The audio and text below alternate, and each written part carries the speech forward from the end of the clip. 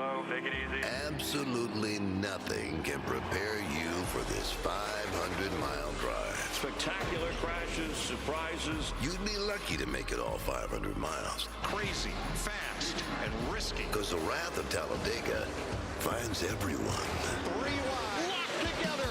Door to door. But good luck. This is about the time all hell breaks loose. This is Talladega.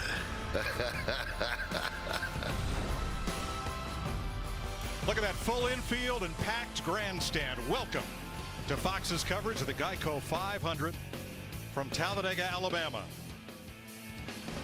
Fastest racetrack on earth. Built in the late 1960s for high speed and to be faster than anywhere else, and it rarely disappoints. A perfect day for racing, and boy, were we due for one. After a tough spring, today it's crawling up on 70 degrees, the track temp 110, and a cloudless sky to greet these drivers who will go 500 miles in 3 stages of 55, 55, and 78 laps.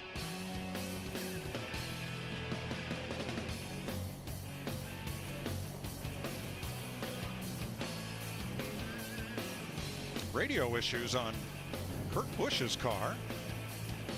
They're going to sort that out, and then he will reclaim his spot on the outside of the front row once communication is established.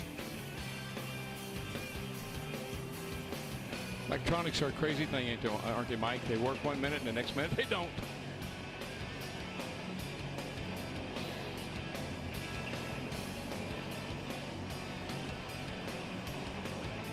Let's take a look at the Geico starting grid for today's 500-mile race. Teammates Kevin Harvick and Kurt Busch in Fords on the front row. Toyota teammates Mark Truex, Denny Hamlin. For row number 2, Chase Elliott Chevy and Eric Jones in a Toyota. And row 3, Ricky Stenhouse, last year's winner, and Clint Boyer, both in Fords. And rounding out the top 10, Joey Logano and Brad Keselowski. Between them, the Penske Ford drivers have won 4 of the last 5 at Talladega. Nice run for David Reagan in qualifying, making it into the final round with Alex Bowman, the top dozen. How about we talk to our pole winner, Kevin Harvick? Hey, Kevin, this is Jeff up in the booth. You got me? 10-4, Jeff. Well, man, you guys have a fast hot rod there. You guys really were aggressive yesterday in qualifying to get that pole. But I'm hearing a lot of drivers talk about handling being so important in the race. How's that car going to drive in the race today?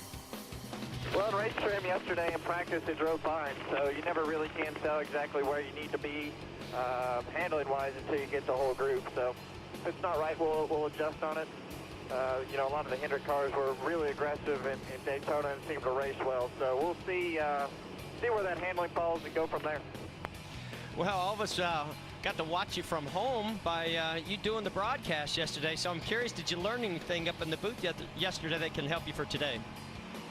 Well, I learned that it's not over until it's over. As we saw with Spencer Gallagher, he led his first Xfinity lap ever in his whole career, and it was to win the race. So just an exciting place to watch, and we had a lot of fun up there in the booth yesterday, and definitely getting ready to have some more fun in this Busch Ford down here today. So it'll be intense, and just got to keep yourself at the front, try to stay out of the mess, and even there we can figure out how to wreck every once in a while. So never know.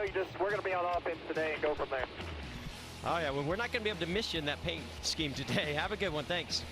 10-4. Thank you.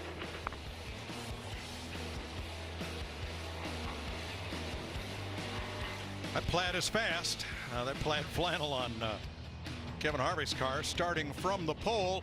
Let's go back to row 8 and the Daytona 500 runner-up. Yeah, Bubba Wallace, let's see what he's up to today. Bubba Wallace, it's DW here, buddy. You got me? Hey, what's going on? You are, my man. Listen, you drove the perfect race at Daytona. You came home second. Can you? What can we expect out of you today? Are you going to get that kind of result today? I wish I could say that already, but you never know what happens with these plate races. So just trying to do the best at managing our car, managing our own race, and try to stay out of harm's way. You know how that goes. It's not the easiest thing to do here. So hoping everybody plays nice, but I think our guys did a hell of a job on our Petty's Garage today and make Chevrolet, so can't thank them enough for the opportunity to go out here and do good on another plate race. I'm looking forward to it. Yeah, Drew gave you a nice car at Daytona, really handled well. How's the handle in the car today? Yeah, they gave me a really good car. It was so good we wanted to sell it, so we're giving ourselves a new challenge here. But I think it's a little bit better for today. I think we're a little bit faster. Trying to do some bold moves there to learn from older guys and veteran guys in practice. So made some moves to keep the car out front. So we'll see. It's just everything goes out the window here. It's all everybody for yourself. So we'll see what happens. All right, buddy. Be cool and have a great day. Thanks, guys. You too. Bit of drama before we start.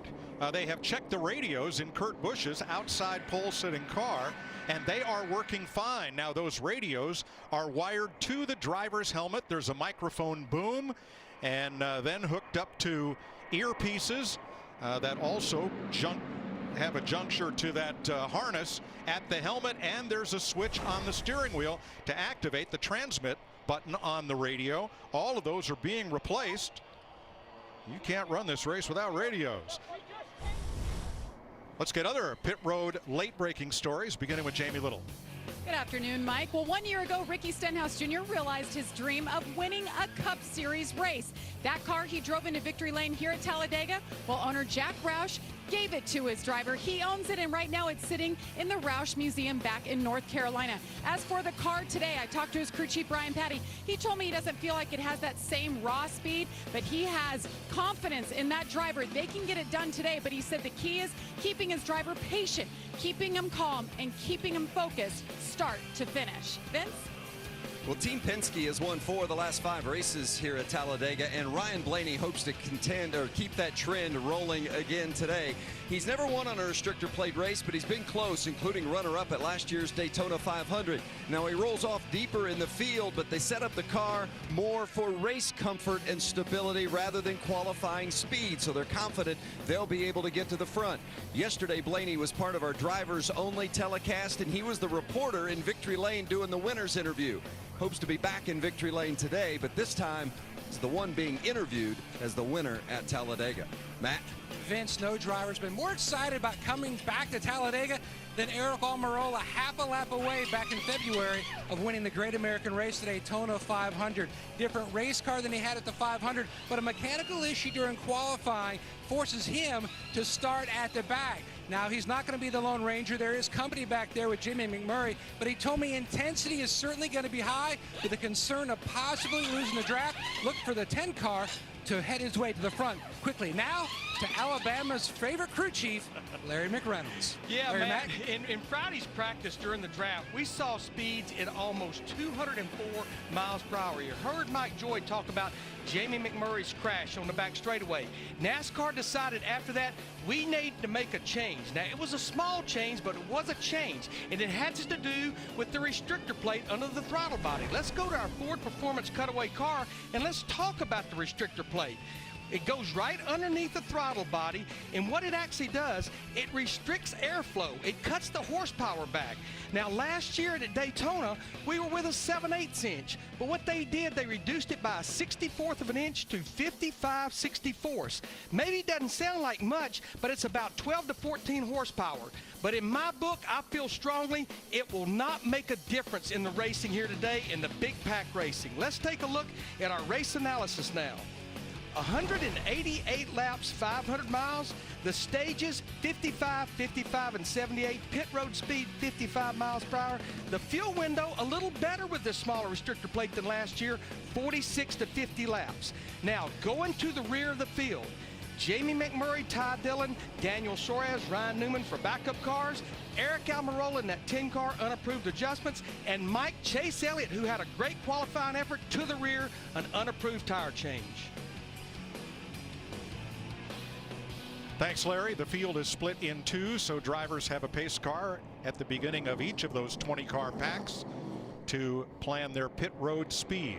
Kurt Busch is getting into position on the outside front row. He's the first of several drivers we talked to about how you make it to the finish at Talladega. That's kind of the mindset you go into Talladega with, is to finish. But now stage points and the fact that those are so very important. We now have 2 added checkered flags to enhance things and to make things more exciting. It's so difficult because you're in such a big pack of cars all the time, and if something happens, there's just really not a whole lot of options to get through it. Different challenges at this racetrack that are sometimes in your control, but more often than not out of your control, to be able to have a shot at the win.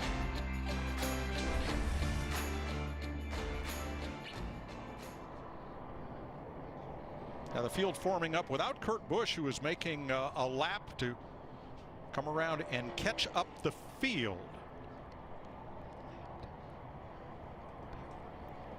And we talked to Clint Boyer. We got to be smart too on our end. We obviously know the people we do and don't want to be around and the situations we get in. So, use your judgment, your experience, along with him, and got to finish before we worry about anything else. 4 man, that way sounds good. Let's try to win this thing. 4 man. Yep, take care of them. We'll be in at the end. We'll be all right. Boyer will roll off 8th. I said don't bet on a favorite. Why? Because so many drivers have won their first and in many cases only Cup Series race. Here at Talladega, beginning with the very first Talladega 500, Richard Brickhouse, the winner in 1969.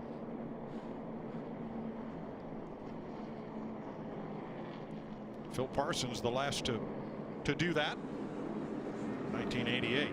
Well, what does our supercomputer program Bernie have to say about who will finish this race up front? Does Bernie like the dark horses, or is he going with the favorites? Going with the favorites. Oh. I'd put those 3 up. Joey Logano, Kyle Busch, Brad Keselowski. I believe as some of the best here that have a great shot at winning today. I think so, Jeff. I think experience is huge at this race under these conditions. Fellas, were you not paying attention yesterday? I know we weren't doing the telecast. That driver's group was. But Spencer Gallagher came out of nowhere to lead only the last lap in the 2-lap shootout and win his first Xfinity race. No, don't get me wrong, Mike. Those are the favorites. I don't know if the favorite's going to win. Oh, okay. But, Mike, that was yesterday, and yesterday's gone. That's right. But I don't know that I like that one-hit wonder. Could we just say one-win wonder? We could. Because I've had a lot of hits here. Yes, that's true. And I'm still wondering about some of them. Aerial coverage today provided by Goodyear.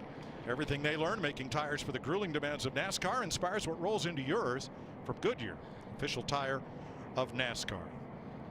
The infield at Talladega was sold out a couple of months ago. All those infield spaces sold. The grandstand nearly full. And here you see cars will drop to the back as mandated. Yeah, I heard the 9 car had a little cut in one of his tires from qualifying. Probably some of the debris came off of Eric Almirola's car. And Mike, right now I'm kind of checking my environment. Everything's like I want it. I got my mirrors where I want it, my steering wheel. I'm comfortable. I don't have any distractions. I'm ready to go racing. From 1 to 100, give me a number. What percentage of your destiny as a driver do you control today? Maybe 1. I'd say it's about 25%. I think the crew has a lot to do with it. I think the spotter has a lot to do with it. I think the car has a lot to do with it. I think the driver has a little bit to do with it. You control the brake pedal and the throttle pedal and the steering wheel. That's it. I say 3. And remember, outside of that, no way. Just like this kid right here, there's only one guy inside that car. Neil Bonnet had a bad day here at Talladega, went up in the air and over. And I asked him when he came to pit road, climbed out of the car, said, "You battled everybody here today. Who do you think can win?" He said, "Pace car's got a good shot at it." Yeah, baby. That's Talladega at its finest. Golly, I don't know about y'all. My hands are already sweating. My heart's already pounding. Well, give us the words. All right, guys, here we go. Boogity, boogity, boogity. Let's go racing at this big old Talladega racetrack, boys.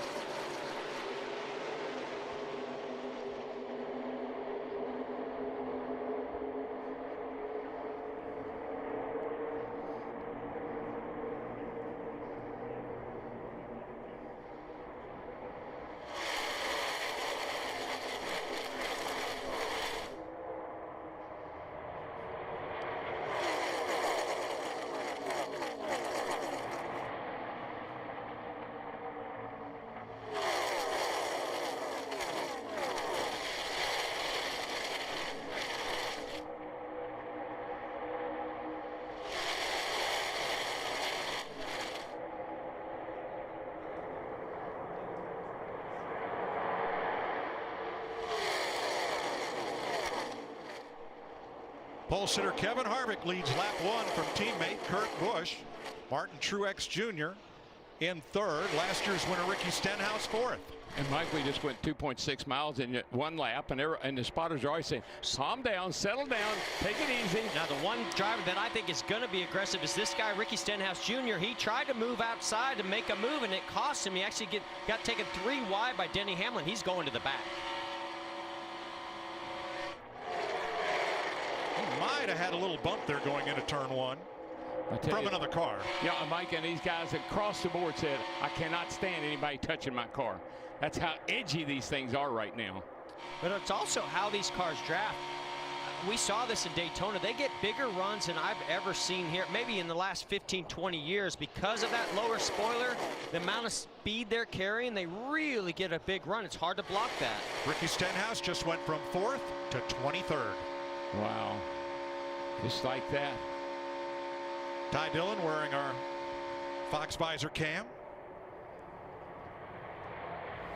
And Mike already, I mean, I know it's early. We're only running a couple of laps. What are they saying about the cars, man? DW, typically the spotter and driver will be on channel 1 during a race, and then the crew chief and spotter can converse on channel 2. But due to the issue with the 41's radio, Harvick's team will stay on channel 1. Their channel 2 will be utilized by the 41 of Kurt Busch. It was almost like a scene from Smoking the Bandit. When we say go to 10, we really mean go to 20. A little confusion at the beginning. The Stewart-Haas teammates run 1, 2 in their Fords. Then Truex's Toyota, Logano's yellow Ford. Vince, how about the 41? Yeah, you know, that's something that might rattle a younger driver, but Kurt Busch, obviously a lot of experience, a former champion, seemed very calm despite all the changes. They did have to replace his helmet, the team radios, and the steering wheel, all of the things that provide audio to Kurt. The problem was he couldn't hear the team. They could hear him fine, but you know, at this place, the driver's got to be able to hear everybody, especially that spotter. Especially, absolutely. Denny Hamlin leading that outside line, and we've already split into 2 packs of cars. Larry.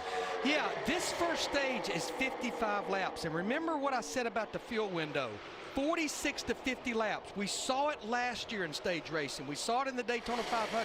If some teams can get organized, like maybe the Toyota group or the Ford group, over the next 8 to 10 laps, we may see them make a green flag pit stop for fuel only. That way they're done with their stop in this first stage, but it has to be an organized stop with no mistakes, and you can do that and still stay on the lead lap here. It makes me really nervous, Mike and Jeff. Look how the cars are bunched up. You have to really orchestrate that. You've got to let people know what you're going to do, or you'll get run over trying to get on pit road. Well, just getting to pit road here, you have to be super aggressive. The splitter hits the racetrack under braking. It's very easy to make mistakes here just trying to make a green flag stop. And should you pit by yourself, you'll come out there and not have the benefit of the draft and not be able to catch up. Mike, last time by, 2:02 in the draft.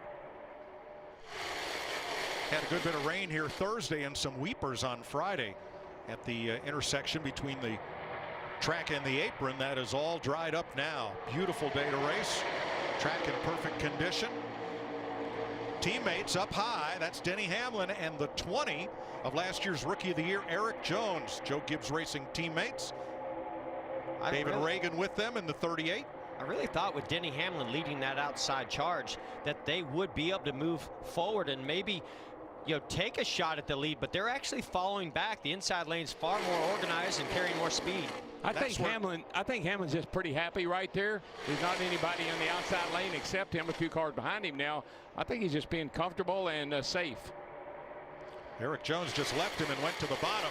Remember, Eric Almirola had that odd problem of the rear brake dragging in qualifying, tearing up his car, so he had to start out back. He's gained now 16 positions. Well, the Stewart-Haas cars are all fast. I mean, you got 2 of them leading the race right now. You know he'll be up there before the day's over with.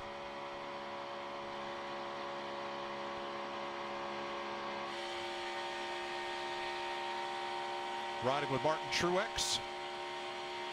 202 miles per hour into the tri-oval. And with that engine, Mike, I mean, it hardly ever changes pitch. Pretty much the same all the way around the racetrack. 203 there going into turn 1. There's a little bit of a tailwind today. that the wind's starting to change a little bit to be a crosswind, but I do think right now is a little tailwind going into one. And Jeff, you hear the engine again, and even through the turn, you don't hear the engine change pitch much at all. These cars are so free with those rear springs and the way the back of the car is. It's just not slowing down much in the corner, even from a straightaway. And I think that has a lot to do with that rear spoiler being so much lower on the straightaways. Now it doesn't drag them down on the straightaways. They're able to maintain it through the corners. I don't know how low they are, but I almost tripped over one of them when we were down there on pit road. Those suckers are on the ground. Denny Hamlin in the 11 dropped all the way back to about 14th position. Went to the low side briefly, but he's still trying to make something happen up top along with David Reagan. I wonder if he's having a little bit of overheating issue. If maybe he wants that clean air to the nose, maybe they might have to adjust the tape on the grill. It's certainly a strong possibility because these guys, they don't know what they got until they get out there. But I just think he's in a safe place. I think he's feeling pretty comfortable riding along out on the outside by himself. See how low that back bumper is. The back bumper extended for Daytona and Talladega. It hangs much lower than most tracks. And look at how much it's bouncing. It's very rigid in the back. Now he's going to get down to that inside lane in front of Kyle Larson. But I think in order to get the car to stay down there that low, they have to run very stiff springs, or they have to compress the spring down and coil bind it, and that makes a really bumpy ride. Rigid, just nothing giving but the rear tires. And Jeff, we've heard a little bit of a maybe concern about the left rear tire here, taking a lot of abuse and a punishment, and keep an eye on those left rear tires. Well, yeah, Darrell, if the springs are really stiff and there's very little suspension, then that means the sidewall of that tire becomes the suspension. What do you think? You want to jump out there and run a while? I'm pretty good up here. I mean, this is the time in the race where, even if you're further back in line, like right along here, Ty Dillon, your car's not handling great. You don't want to be there. You want to be further to the front. But I think things are going to really intensify either if green flag stops happening or when we get to the end of this stage. 10 laps complete in Talladega. When we come back, that pit window Larry Mack talked about should get pried open.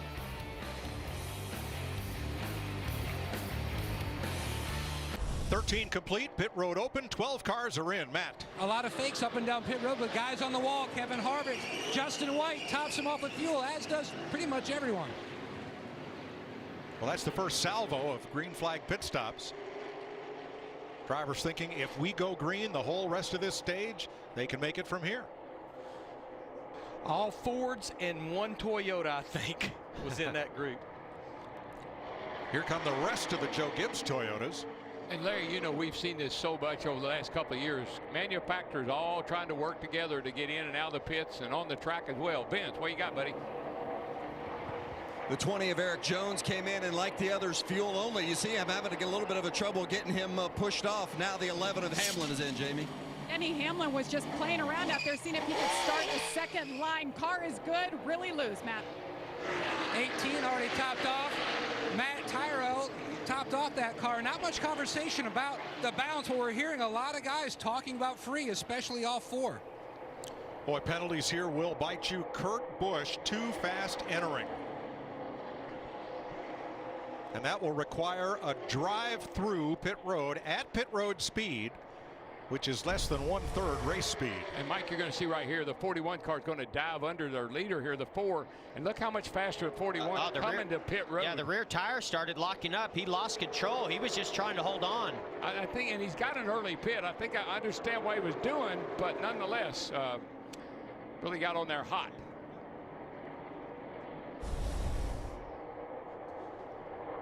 David Reagan too fast exiting. Problem with the 14, Matt.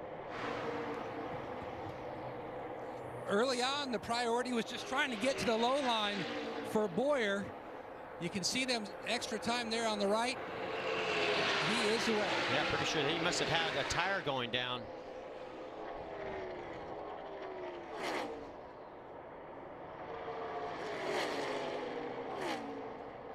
"22 cars on track have not made pit stops. 22 lead lap cars, that is. Alex Bowman, who this year replaced Dale Earnhardt Jr. in the Rick Hendrick number 88, out in front of Bubba Wallace. Going back to that 41 car coming onto pit road, this is what I was talking about. They were real aggressive qualifying by skewing the back of the car to the left to try to get that spoiler out of the air. When he went to the brakes, that car really jumped sideways so easily. I think, handling's going to be an issue, and also now getting on pit road. Jamie? Well, you look at Bubba Wallace running second right now in the 43. That's exactly where he finished at Daytona. Everybody talked about that finish. And interesting, I talked to his crew chief this morning, Drew Blickensderfer, and he told me the car from Daytona, they actually sold it and used the money to build a brand new race car with all the new bells and whistles for this race. Remember, they're a smaller team. Right now, he's pretty happy with it. They're calculating right now when they want to pit, Vince.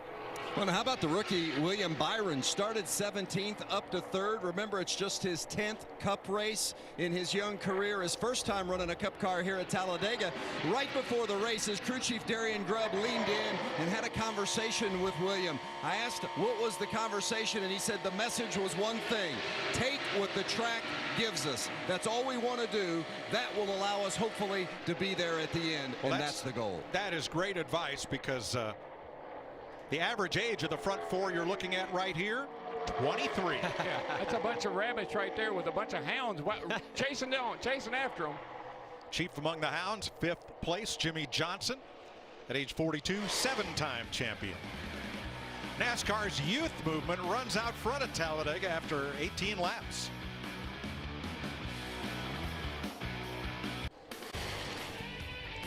A dozen of the early leaders at Talladega have already made a green flag pit stop. 11 of those 12 are still on the lead lap. The first 21 drivers, from Alex Bowman back to DJ Kennington, including this whole group, have not yet pitted after 21 laps. Well, I think what we heard talk about, all the Fords pitted together, and I think if you look here, we probably got 5 or 6 Chevrolets. I think they're going to try to pit together. How about 13 out of the first 14 are Chevrolets? Exactly. I think there's a manufacturer strategy here. We've seen it work before, and I think they may be employing that today. Well, we're seeing that second car in line there, the yellow car, Michael McDowell. He made a pit stop with those other leaders and lost his drafting help. He's actually a lap down right now to Alex Bowman.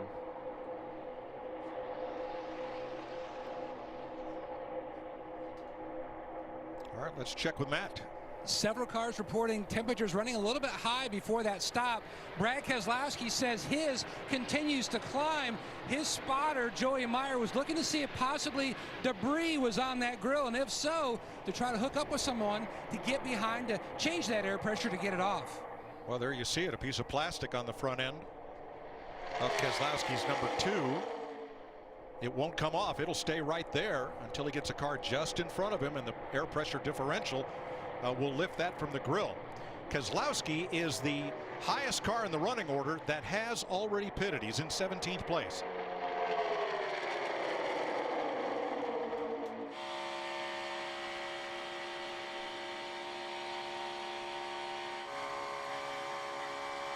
"23 laps complete at the world's fastest speedway." Now a quick word from the Busch guy and the number 4 crew. The flannel's better, am I right? Busch.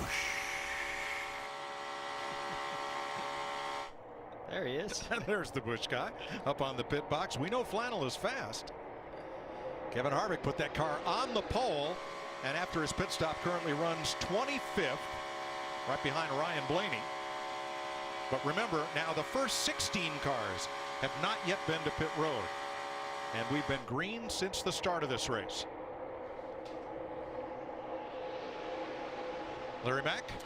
Mike, when we looked at the front of Brad Keselowski's car, the viewer may have said, wait a minute, that's way up there at the front bumper area. But NASCAR here in Daytona, our restrictor plate tracks, they mandate that the opening is up here in the bumper, where everywhere else we race, it's down here. And you can see 23 inches wide, 2 1/4. It has to be at least that wide and that tall, but you can run tape. And to me, looking, they have tape on the nose of that 2 car, and now the debris is even magnifying it, which is the reason the temperature is coming up. And Mike, you might say, so now why would they want to move that opening up or down? Think about it. If that's the opening to your radiator and that's your bumper, you're going to take care of that opening when you start running into the back of somebody.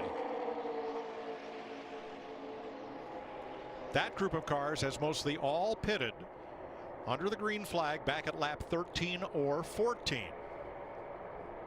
Up in the lead pack, Alex Bowman leads rookie William Byron and Kyle Larson. Jamie. Larson started this race 22nd up to third. Now, if you remember back to the last plate race we ran, his car was so extremely loose at Daytona. It was like every time he put wheel into it, he would spin out. So I talked to his crew chief, Chad Johnston, this morning. He said they really took a different approach here, tightened him up quite a bit, and it's been better. And the reason he did that, he wants his driver to be able to be more aggressive in the draft, and it's been working so far today. He's a little bit loose when he runs the top side, but on the bottom, it's a little bit tight, and that's where they want him. Larson's number 42 for Chip Ganassi Racing, running third. A couple of lap cars separate him from the leaders. Mike, I know we're accustomed to seeing that 88 car run up front, but that's the first laps that William Byron or Bowman has led at this Talladega racetrack. 27 laps complete at the world's fastest speedway on Fox.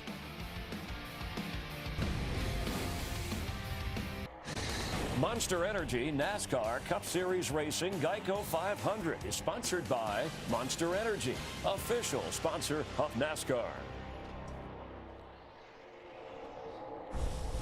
30 laps complete in this Monster Energy NASCAR Cup Series race from Talladega. William Byron right behind teammate Alex Bowman. Bubba Wallace in the 43. Now Eric Almirola. They give a lot of credit. Jimmy Johnson. Give a lot of credit to the 20 of Eric Jones, trying to stay from going another lap down. Vince? It's interesting. You just saw Jimmy Johnson move from the bottom up to the top, as a lot of cars are doing that to help with their handling issues. Jimmy says, and Daryl and Jeff, this would be for you to help explain a little bit, that he's really comfortable until the second load up. And then he feels like he's driving it through the front tires, and it's not so comfortable. Yeah, I think with the way these cars are today, with their no ride heights, that spoiler so far out of the air, I think that transition from the straightaway into the corner, the car is very, very edgy until it gets loaded up. But then it sounds like it's really changing the balance. Yeah, I think he says I can catch it once, but I'm having a hard time catching it twice. Well, now let's go back to the pack of cars here that have made their pit stop, trying to catch up. Just let the driver know the Ford's having a hard time staying on the back. Are wanting us to move up through the triangle so they can hold on, because they're having to lift because they're too loose, and they can stay tighter in the pack. If you can move up a little bit, we'll be fine. I just need to relay that message to Joey. All right, so that's the instruction to Brad Keselowski. Can he run a little higher in the tri-oval? If Joey stays right on his bumper, that will help Kevin Harvick stay with them. Why? And there's a slight transition change in that very bottom lane through the tri-oval when they repaved this track several years ago. It's always been there where it upsets the car, but I think with these cars not handling very good and being so unstable, I don't think if you're this far back like where Kevin Harvick is, you're going to be able to have a car that can stick down there. Matt? Mike, you saw it a year ago with the move to Ford, how SHR and Team Penske working together on the plate tracks, and that's what they're doing here. TJ Majors, Joey Meyer, and Timmy Theodore trying to work together. Harvick just can barely hold on to that race car. He told Rodney Childers, you're going to have to take a big swing at our next stop because the car extremely free. And I talked to Kevin Harvick about this, when we talked to him before the race started, they were very aggressive in qualifying to win the pole. Their car was skewed more than any other car to take that spoiler out of the air, and I think it's starting to catch up with them. And Mike, just think about it. Why would you run high?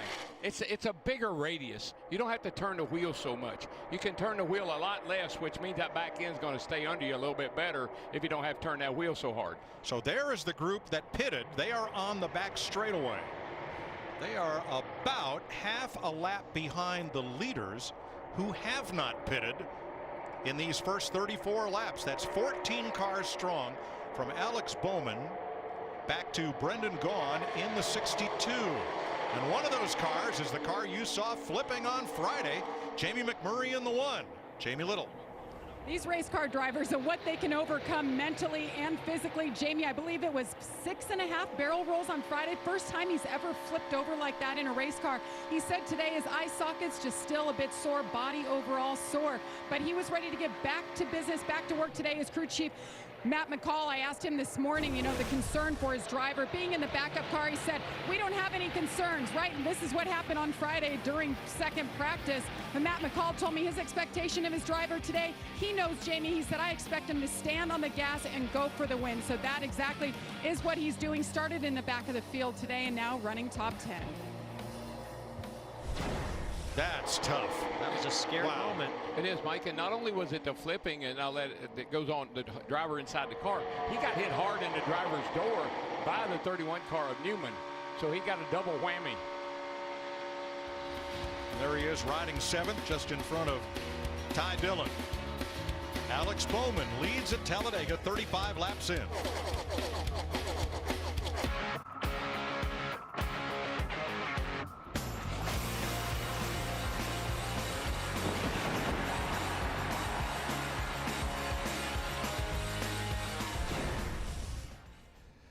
Throughout the season, Ford will be searching for the most passionate NASCAR fans to become the first ever inductees into the Ford Hall of Fans. To learn more, go to NASCAR.com/Ford. 39 laps complete, and we have a new leader. Alex Bowman tried to lap Eric Jones in the 20, got bottled up there with the 34, also trying to stay on the lead lap, and that's caused trouble. Michael McDowell now just ahead of the Kings colors. You see Dayglow red and Petty blue. You don't even need a number. That's the 43 of Richard Petty, and Bubba Wallace at the wheel. He's our new leader. I tell you, there's just nobody like Bubba Wallace. I'm telling you, he's a cool cat, cool kid. Jamie? And Bubba Wallace in the 43. He was joking yesterday. He was one of our pit reporters for the Drivers Only broadcast. He's listening to the guys in the booth, the Hollywood Hotel, eating pizza and ice cream. So afterwards, he went back to the coach lot. They had a huge crawfish boil. Look at this. Of course, Bubba's from Mobile, Alabama. He still has some family that lives here, so they brought all this crawfish over. Of course, his buddy Blaney hanging out too. The boys did a great job on the broadcast yesterday. And Mike, sometimes that's how we feel down here. We hear you guys in the AC eating that ice cream. They got a taste of it. Well done by all yesterday. So Wallace now has the lead from Bowman. Jimmy Johnson up to 3rd. Kyle Larson to 4th. Chase Elliott 5th. William Byron back to 6th. McMurray, Buscher, Allmendinger, Dillon. The top 10, all Chevrolet. Boy, really starting to see some movement from these cars sliding around as they go down to that bottom lane. Heard some drivers say they like that top lane a lot better. The one thing that Alex Bowman didn't calculate when he was leading this race and tried to lap the 20 car of Eric Jones, he didn't factor in he had the 34 of McDowell, a lap car behind him. No way McDowell goes with him. McDowell's trying to get his lap back. He ended up going with Eric Jones, left Bowman out to hang. And there's Michael McDowell at the front of this group on the tail end of the lead lap. Vince. Well, and Alex Bowman, even though he's led the most laps, he has had a handful. That car is loose, and he says it's loose no matter where he runs. Now, a lot of those on the bottom, they like the bottom because of the lap time, or they like the top because it helps the handling of the car. Bowman said it doesn't matter where I run, it's just loose everywhere. Looking forward to a pit stop and an adjustment to help snug him up. And they'll fix that soon. In fact, this time, we're coming around to 12 laps to go in stage 1. The leader, Bubba Wallace, will pit. Drivers talking about different driving lines. You guys want to go to the bottom here, so just be prepared here. Miscommunication on why we went to the bottom. We should have stayed at the top. Just keep working that bottom. We're all a little faster down there, so the Hendrick cars want to move back down there, so just heads up. We're definitely faster on the bottom by about half a second. Still outside. 24 is screaming tight on the bottom too, so it's half and half, Greg. I can't get everybody on the same page. Yeah, it's just such a shorter line. This track is so wide that top lane is just so much longer, Daryl. And so I know the cars might be handling a little bit better up there, but they're still losing speed. What I love is everybody has a plan until your plan doesn't work. Now, the leader did not pit that time. However, Ryan Newman did. Jamie? And Ryan Newman came in, he wanted a wedge adjustment, and he took 4 tires there, so he came in essentially by himself. They're telling the leader, Bubba Wallace, to pit right now. They're coming in. Most of those Chevrolets peel off to pit road. Larson sideways. And he hauls it in. Adjustment. That was close. Oh my gosh. That yellow line is the commitment line. Vince. Well, the 88 of Alex Bowman certainly glad to be in here. They're going to make chassis adjustment, track bar, and wedge to help snug him up. No tires, just fuel, Jamie. Bubba Wallace in the 43. Car was not handling good up front and behind those other cars. He's in and out. They fill them with fuel, guys.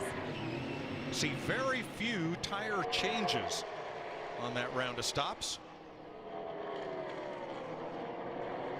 Yeah, I kind of thought the 42 may be forced to change tires, Mike, because we saw him getting loose, getting in, but apparently they went with gas, fuel only. And when Boyer came in earlier, it was because he flat spotted a right rear tire, locking it up, coming to pit road. Man. What an amazing job by both him and his teammate McMurray, just keeping that car going straight. Boy, those two almost got together as they did last Saturday night at Richmond. I didn't see the tire locking up, so I don't know if it's flat spotted, but definitely he had his hands full. Yeah, Bowman did a nice job there too, letting those guys have a little room to recover. Slides there. Cover to the slide. Now, Eric Almirola did change tires, Matt. Mike, right side tires for Almirola. He'd been complaining about the car just sliding the nose, especially on exit, just fighting tight. But they had an issue on the right rear during the stop, lost a few extra seconds. So he's now 23rd. That will cycle the drivers who stopped at lap 13 and 14 back to the front of the field, led by Penske teammates Brad Keselowski and Joey Logano. We'll take you side by side. 48 laps complete, working lap 49. Stage 1 ends at lap 55. Cars that pitted early back out front, led by Keselowski's number 2 and Joey Logano's 22.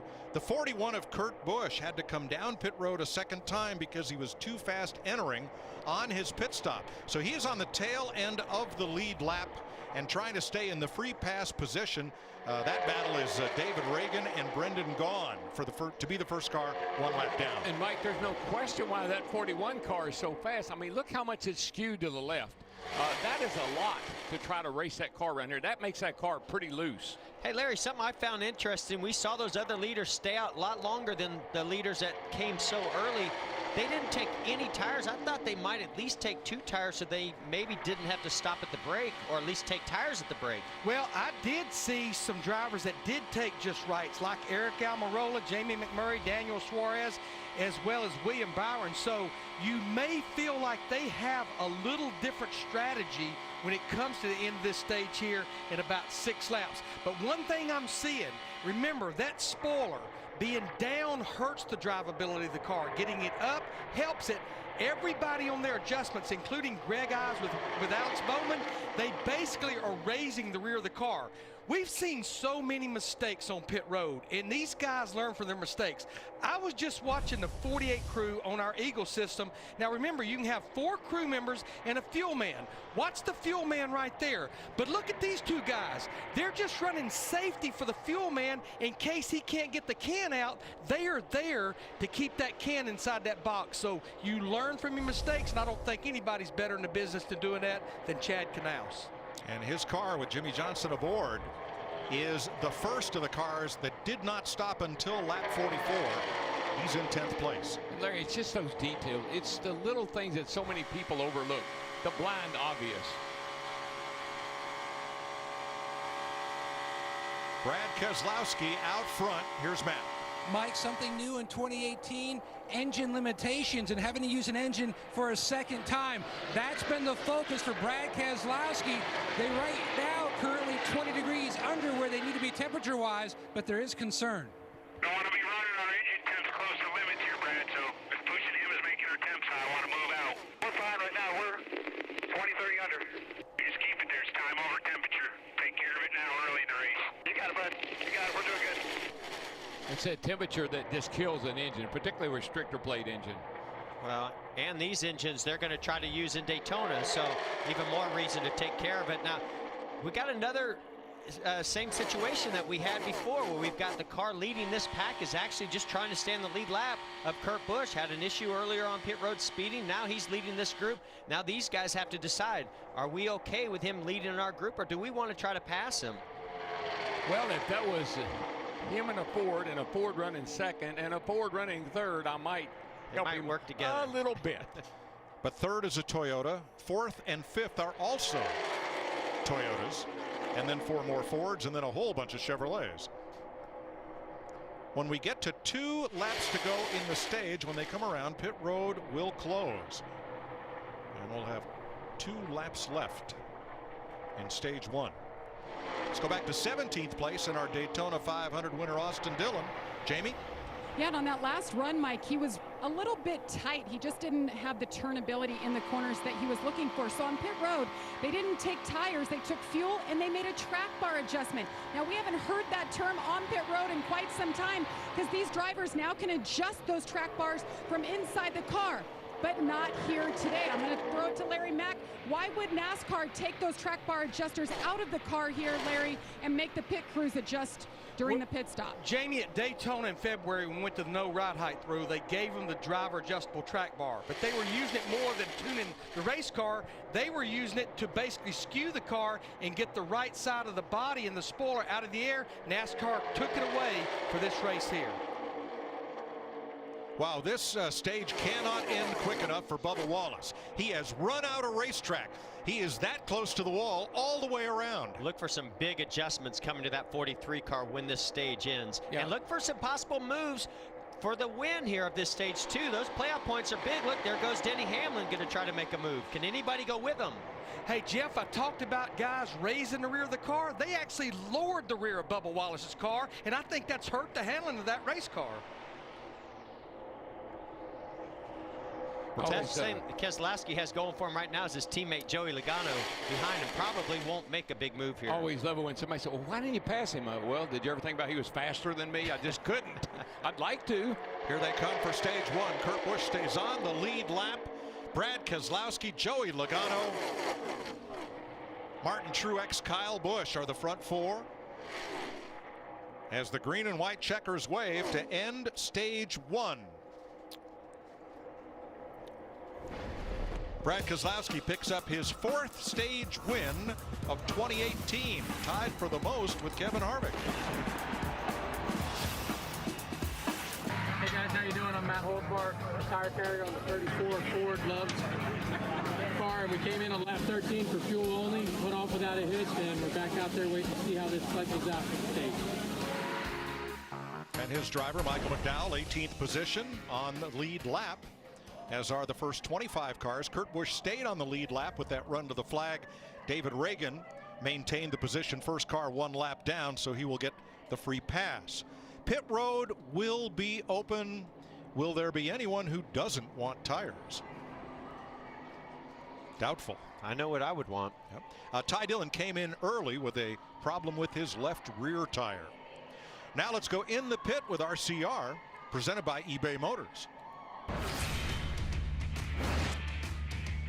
Before each race, crew members ready a limited selection of NASCAR allowed replacement parts and pieces.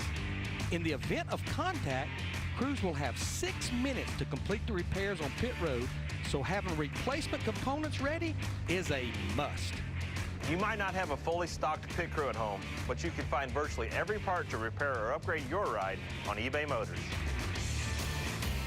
Shop every part for every ride at ebay.com/motors. Give me 4 fresh ones, Darrell. Yeah, give me those stickers. I want to see the paper fly off of them.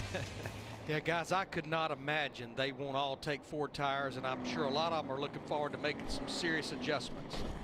How's that go? Give me fuel, give me fire, give me tires that I desire. Amen. For Mr. Feelgood, that's what they're looking for. Pit road is open, and here come the lead lap cars. Vince. Well, the 12 of Ryan Blaney pitting from the 12th position. Blaney's going to have a clear entry and exit. That certainly helps. The car's a little tight, so they're going to put some extra air in that right rear. Jamie, 4 tires. And Denny Hamlin in the 11 said he's just a little too twitchy getting into the corner. They're going to take a Packer out of the left front and 4 tires, Matt. And Brad Keselowski utilizing the red snap-on colors. They give him extra visuals, just right side tires for the 2.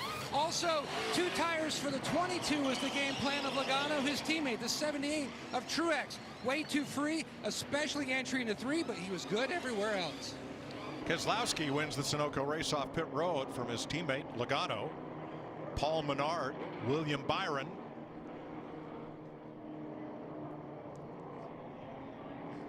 here the first 5 off pit road. Well, you say we call up the old stage 1 winner here and see how he's doing. Hey, Brett Keselowski, it's DW, buddy. You got me here? How are you, DW? Doing well, man, but not near as good as you are. Congratulations on that stage win. Hey, Brad, we talked to you before the race down on the grid there, and you seemed a little concerned about the handling of the cars and how the cars are going to react around each other. What have you figured out in these first 55 laps? Yeah, it's about what expected. The cars are really evil, and looks like the middle lane and the high lane doesn't have any speed because you can't get any pushes up there without wrecking. So just have to be really disciplined. All right, buddy, you're pretty good at that, so good luck. We'll see you maybe at the end of the next stage. That sounds good, DW. Let's make it a day. Well, pole sitter Kevin Harvick took a long time on pit road. He comes out 24th. We'll follow up on that in a minute. Brad Keselowski, winner of stage 1.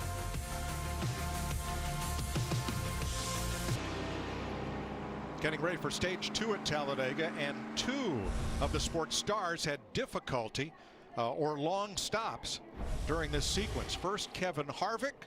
Watch the mechanic putting in the wedge wrench, and that is 6 turns on the left and matched on the right. I'd just use the air gun if I'd have been him. And that's just an effort to get that rear spoiler up in the air, try to get a little bit more downforce in the back of the car and some stability. Here's a 78 having some issues. Watch the right rear. Because that tire's tucked way up under there, the car wasn't quite high enough in the air for the tire changer to hang the tire and tighten the lugs. That took extra time. And he goes from 3rd to 20th. They had an issue that may well have cost Martin the race last week at Richmond on pit road late in the race. Here it is. Similar situation. Problem with the jack. Just didn't get it high enough. Get another lick on it. Yeah.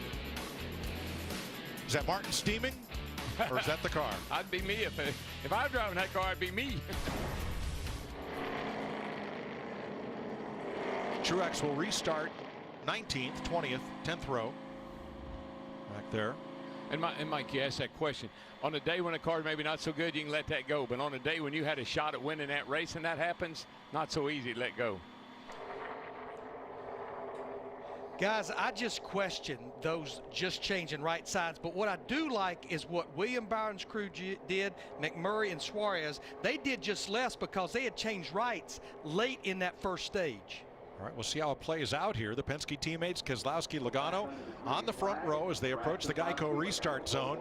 Keep an eye on the 21 of Paul Menard. He's one of those dark horse drivers in a Woods Brother car. Teammate to the Penske cars lined up right with them. William Byron in row 2. Here we go. Yeah, Paul's just been lurking back there and been a top 5 or 6 most of this race. We kind of saw this at the beginning of the race with teammates Kevin Harvick and Kurt Busch, where they worked together. We're seeing kind of the same thing, the two, but not going to work out because William Byron has such a great run that Keselowski's going to have to block that move. Boy, Byron is right there, and I mean, I know he's trying to stay off the back of that 2 car, but that Jamie McMurray car is giving him a ride, buddy.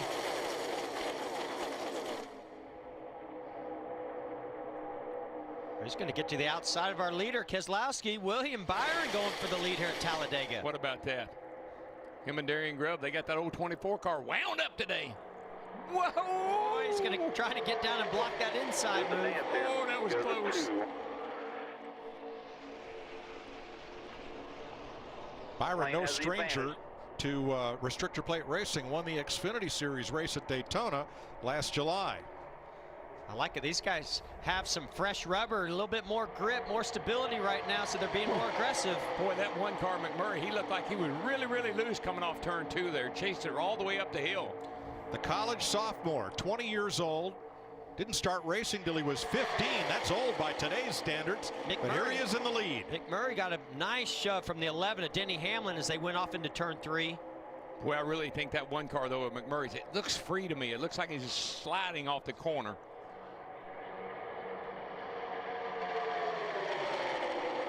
Just think, I mean, McMurray Friday was upside down. And today, here he is trying to take the lead. All right, let's listen to Tab Boyd, William Byron spotter. You're cool. The 1 is still with you. He's going to give you the best boost here. Looking to the hip. You're good. Oh, he got loose and he fell off of you. 22 still inside. We're doing good. Here he comes back. Big boost from the 1 coming soon. Now, still inside, 22. He let off of you. Your top is clear. Cars are not handling real good right now.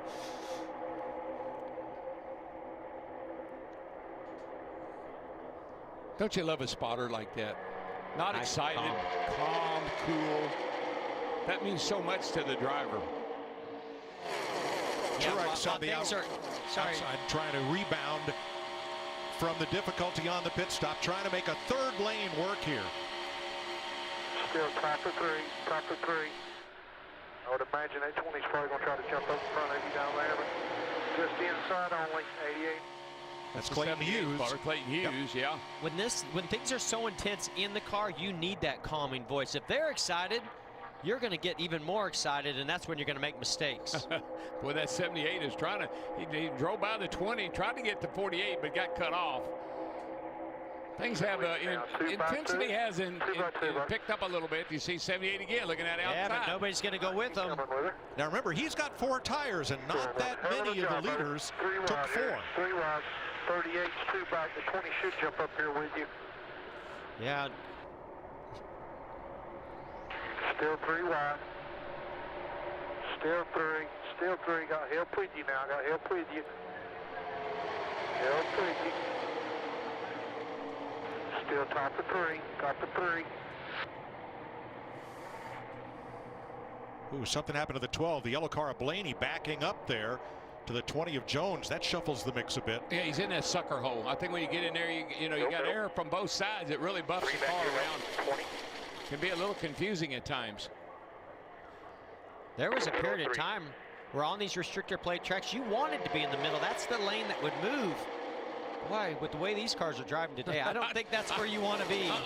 I don't want somebody on both sides. I don't want somebody on the inside and the outside.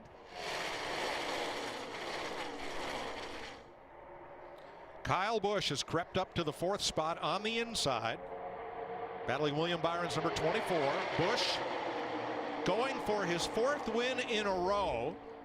He is the point leader. He's won the last 3 races, but he said this week he had a better chance of winning Powerball than he had of winning the race. Now, mathematically, that's not even close to true. In fact, here are the probabilities. Las Vegas has, Stenhouse. Whoa. And trouble. Stenhouse down to the bottom. Not trouble, but pit stops. Almost trouble there. You were right. There was trouble. They just happened to avoid it. Wow, that was so. Not sure Stenhouse was. Jamie. And Ricky Stenhouse Jr., they just called him in and said, come on in, stop. We'll top him off with fuel for the 17. That's all they did. Matt? And similar situation for all the Fords trying to work together. Logano comes in, a little bit of fuel, clean off the grill. Harvick's team looking to make more chassis adjustment on his Ford. He's fueled up and away. That is the key, is the exit from pit road. If you can keep that group together and get back up to speed quickly, you can draft back to the leaders. I'm a little bit worried about that 17. Not only on entry, but on exit, he would look fast. I think we got a few of them that were speeding. Keselowski, Stenhouse, Suarez, 2 fast entering pit road. Yeah, the 17 was pretty obvious. Vince. The 24 of William Byron, he's been pretty pleased with it so far. There's just fuel only on this stop, Jamie. Reminding Denny Hamlin, do not speed. 1 second of fuel was it. Matt? 18 is in, topping off the fuel. He's away. Martin Truex Jr. just hit his pit box, and he's away as well. All the Toyotas there at the front, the 18 and 78, leaving together. Well, they've got company. Jimmy Johnson, Jamie McMurray, and William Byron right with those Toyotas as they come off pit road. Here's Keselowski serving the penalty for speeding entering pit road. Yeah, he is Ricky Stenhouse. Those are 2 really fast Fords that is going to have their work cut out for them. Well, the good news is there's 3 of them. They'll be able to exit pit road together and get back up to drafting speed. Alex Bowman, 2 fast exiting. Here's another look at it. Mike, this is just insane right here. I don't know what kept them wadding them all up. Now pit road speed will start at the yellow line. I mean, Ricky, I think he's on the brakes hard. He got really far down there trying not to speed, but I don't know, something sort of brought him in a little bit hot into that first section. Well, Brad Keselowski got nicked for speeding. He said he would be conservative entering the pits. Told Joey that I didn't get into pit road very well last time, so I'm going to be a little conservative. Don't run me over. Not a lot conservative, just a little.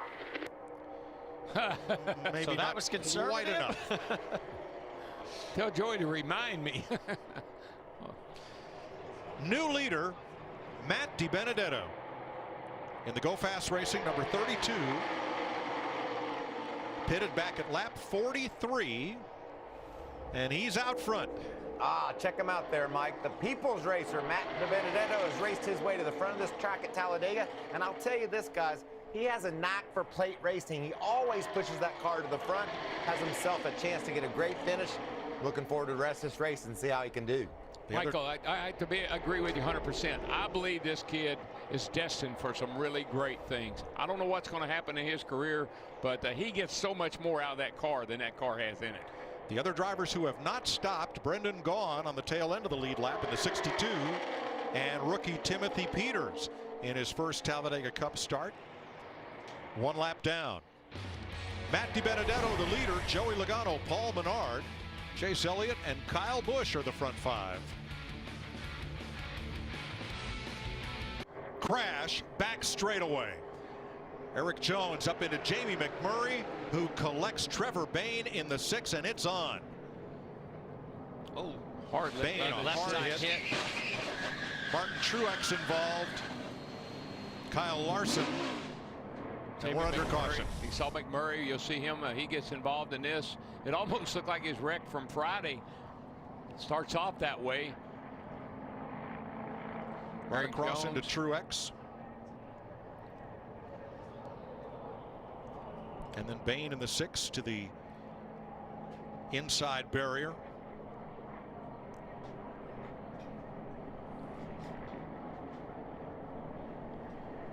And let's ride through this with Martin Truex trying to get his first restrictor plate win today. There you go. One car's going to cause a damn break up here. Keep coming. Come on, come on, come on, come on, come on, come on, come on.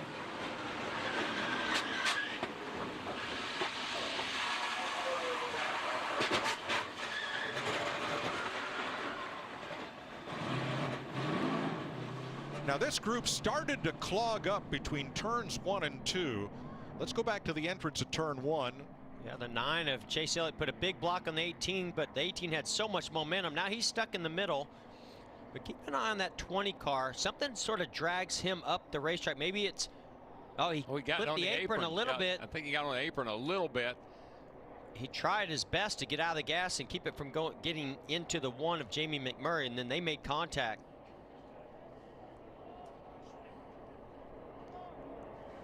Let's ride with Kevin Harvick. 78 down through middle 3 now. Clear high. Can't get you easy now. Watch back. Clear high. Easy, easy, easy, easy. Wow. Easy. Wow. Threading the needle right there. Oh my gosh. That made me draw up. That took his breath, I guarantee it. Oh. And David Reagan, a nice job keeping off of the back of Harvick as everybody checked up.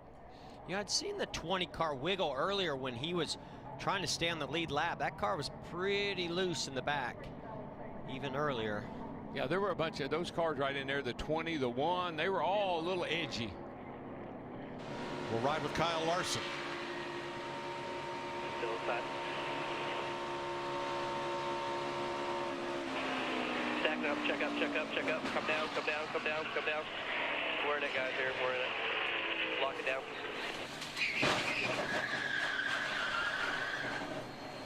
We're going to ride once again with Martin Truex, but this time listen to Clayton Hughes, his spotter. 9 shit canned up there. You're clear low, clear low. Come on, come on, come on. There you go. 1 car's going to cause a damn break up here. Keep coming. Come on, come on, come on, come on, come on, come on, come on. God dang it. Keep holding it here. You ain't hitting us yet. Yeah, Trevor Bayne, as he was spinning around, just clipped the right rear, getting Truex involved into that one.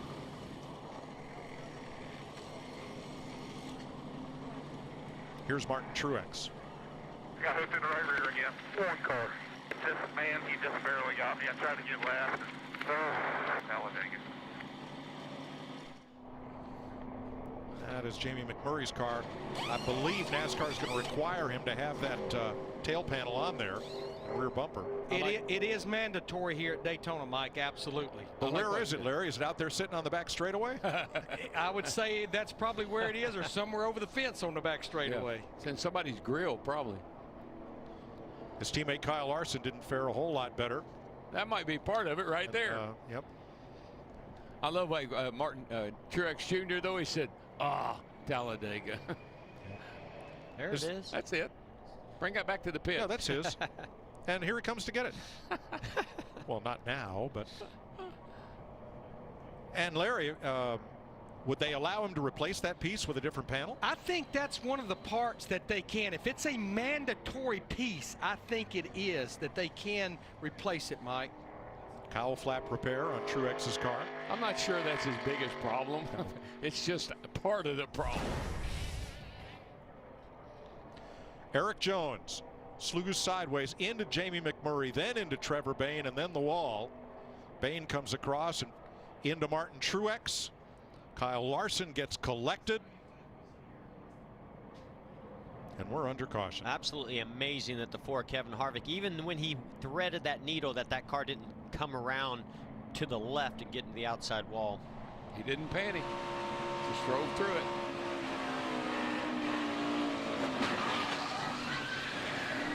Nice job by Harvick and David Reagan to scoot through there. And that just shows you one decision. So the 42 Larson, as he went into turn one, he saw an opening in the outside lane. He went to that outside lane, and now he's in the red. What the heck is that thing? I've never seen this before. I've seen that type of tool used to cut grooves in concrete. I've never seen it used on a race car. But necessity is the mother of invention. And you know what? I love these teams. They practice all these things. So they found a piece of equipment to get the job done. Your bumper? Here you go. That's one ready to go. One ready to go for Jamie Mack. Pit road will be open this time. That's right. Cole Pern. He thinks of stuff like that, doesn't he? Matt DiBenedetto, the race leader, comes to pit road. Here's Vince. Well, you don't say that very often, do you, Mike? DiBenedetto, the race leader. In fact, it's his first laps led since here at Talladega last October. They're going to take a pretty big swing at it, though, because Matt says it is evil in the tri-oval. Chassis adjustment, air pressure in both rears, 4-tire change for DiBenedetto. A few more takers. Chase Elliott is in. Bubba Wallace. William Byron. Trying to fix a little of that right rear damage. Get that fender out of the wind. Eric Almirola looking inside the right front wheel well on Almirola's car. Ty Dillon, he's also got a little damage on the right rear. Trevor Bayne's car is on the hook and headed for the garage. Plaid threads the needle at Talladega.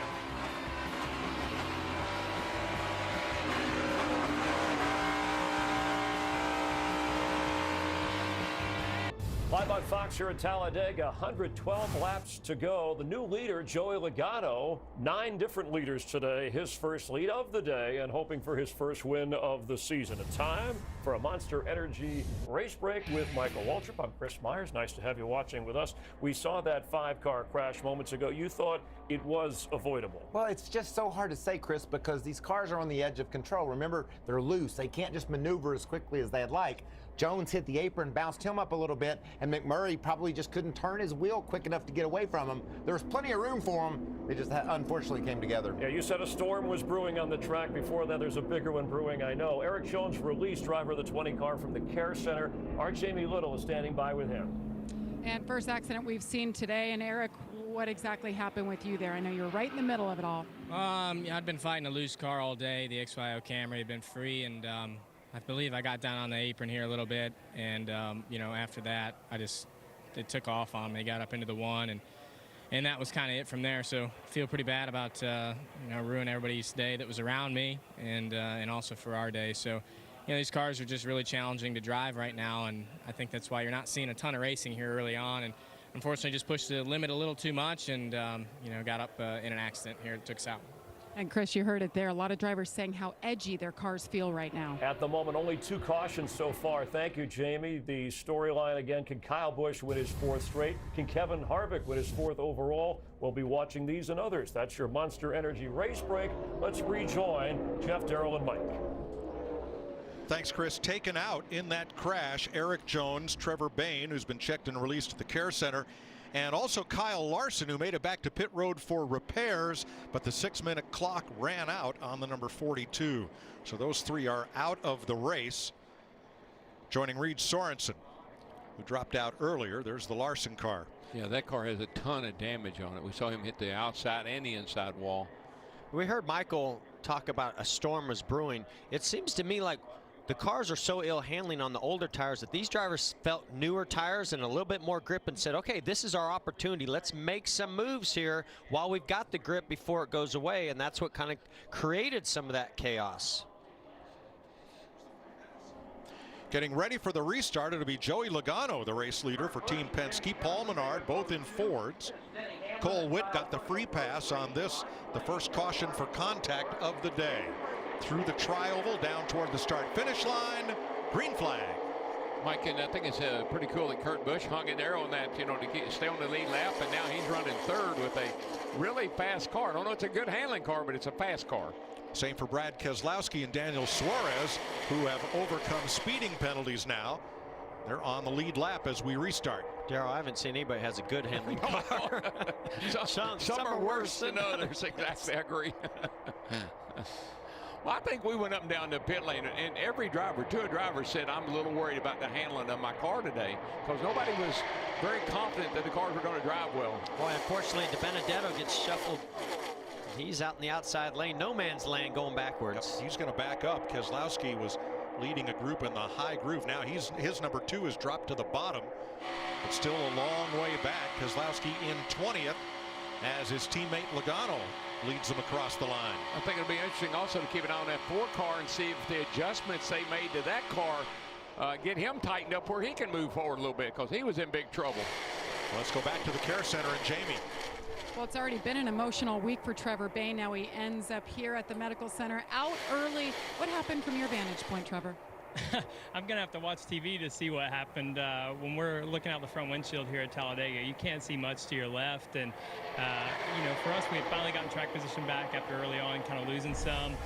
We got our track position back, and I was up top, at the very top, and next thing I know, I got turned and went down and hit the inside wall, and our day was over. So you got to keep your lows from getting too low and your highs from getting too high in this sport. And for us, came out here to give it our best shot today, and it didn't work out. So that's disheartening, and we're going to keep fighting. And I appreciate everything everybody does, Advocare, and everybody that's been fighting to keep us going here. Smile on his face and great attitude as always, Mike. All right, former Daytona 500 winner Trevor Bayne out of it in this lap 73 crash. Paul Menard is not looking like such a dark horse anymore, is he? The 21. Well, that 21 car is I never have considered that car a dark horse.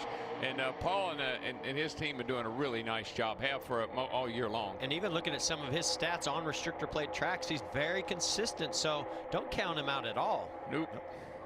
Has 1 win in Cup racing. It came at Indianapolis at the Brickyard. I know the guy that finished 2nd that day. Yeah, I know him too. Here's Vince.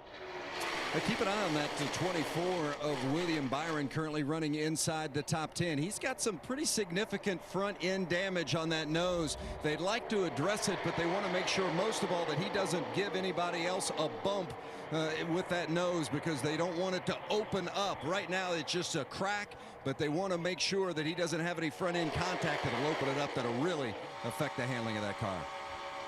Boy, did you see the 18 car right there, Mike and Jeff? That thing just out, the back end swings out. I mean, just almost like it's unexpected. And that's that transition area from the straightaway into the corner. I think if you put a little bit too much wheel on it too early or too quick, that back end will step out. Snappy loose. Kevin Harvick around the outside and back up into the top 10. Here's another quick word from the Busch guy. You can never have enough flannel. Look good, Doug.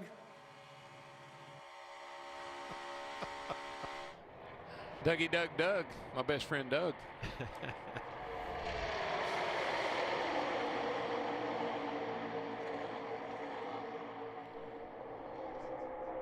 Well, boy, I don't know how his car's feeling right now, but it's certainly showing plenty of speed, and he seems to be willing to jump out there and try to get back to the front, Matt. Flannel is a lot better. Harvick said on that last stop, they adjusted the car into the ball game. He needed a little bit more stability. They tried working on that as well, but they feel like they're back in this game. Kyle Busch jumps to the outside in front of Harvick. That's such a classic great move. That's what we saw Denny Hamlin do to win the Daytona 500 a few years ago. When you see an outside lane coming forward with a fast race car in front of it, you want to get up in front of it. Jimmy Johnson did that to Kyle Busch. Kyle Busch did that with Kevin Harvick. Boy, that 2 car, though, with Keselowski back there, he's picking his way right back to the front. That is a fast little race car. And he looks like he can run in any lane he wants. 83 laps complete at Talladega. Sawzall, saw anything you want right here. 87 laps complete, 23 to go in stage 2. Joey Logano's been out front since the lap 73 incident. And caught up in that crash was Kyle Larson. Here's Jamie. A lot of damage to the 42. Their time expired and trying to fix it, so he is finished. Kyle, how would you sum up the racing with this new package to that point of the race? Well, I think everybody's cars are really on edge, so I think that's why so far we've seen a lot of single file racing. It's just because it's tough for, I think, anybody to be aggressive just because they're out of control in a single file line. So, or at least I am, and it looks like other people are. But yeah, I don't know. I was ready to get to go do some racing. It was that whole first stage was a little uneventful, just single file. I think we had a group of like 6 cars, so I was ready to hopefully get to racing aggressively in the second stage. But I'm not really sure what happened in the wreck. I saw Jamie get loose, and then I saw the 20 get in the wall, and then I had nowhere to go and got into Jamie. So hate that we tore up a Credit One Bank Chevy. Like I said, was just kind of ready to go racing and didn't really get to today. Thanks, Kyle. Well, that's the first race this season that Larson has failed to be running at the finish. Mike, I think what he was saying was after you run a few laps, you kind of know what your car is capable of doing, where it's loose, where it's doing whatever. You can kind of adjust to that as a driver and go racing because you know what to expect. Hey guys, that outside lane is starting to make a little bit of movement. Jimmy Johnson's doing a nice job towing that line. See Kyle Busch right there, second behind him. The one problem that I'm seeing is the 31 and Newman, the 2 cars really handling well and fast of Keselowski. Every time he gets to the rear bump to the 31 has to go up the racetrack a little bit. That hurts that momentum just a slight bit on that outside lane. How aggressive Keselowski is being right on the rear bumper of that 31 car. Well, he is. He's there.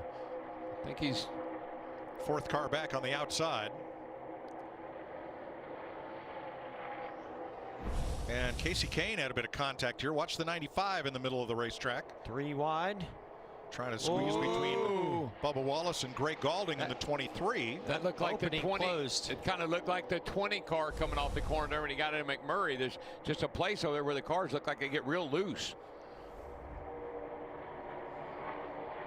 That was one of those spotters talking in your ear saying, got one coming up the middle, and you go to close that gap.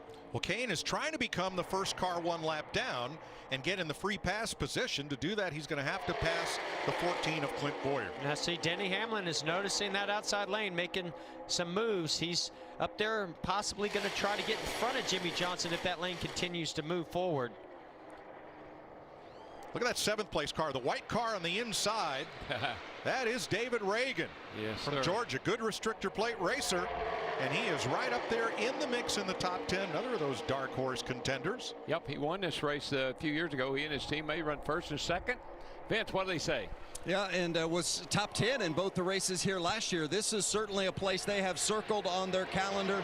A smaller team, and they all know that this is their opportunity to win a race, just as he did, DW, as you mentioned, back in 2013. And I loved the preparation of Seth Barber, the crew chief, and the philosophy of Reagan. He said, sometimes it's not the moves you make, it's the moves you don't make. And sometimes you have to be as intelligent to know which moves not to make that saves your day. Good point. His teammate Michael McDowell is just 2 cars behind him. Kind of like Kenny Rogers said, got to know when to fold them, know when to hold them. And here's what Bubba Wallace had to say on that same topic. Yeah, all good. Speed away from it, or are you just being safe? Being safe, my friend. I'm glad to hear that. Playing it safe for now. I can tell you who's not playing it safe. A little further forward, that 48 still working that outside lane, and on the inside of him is the 12 of Ryan Blaney.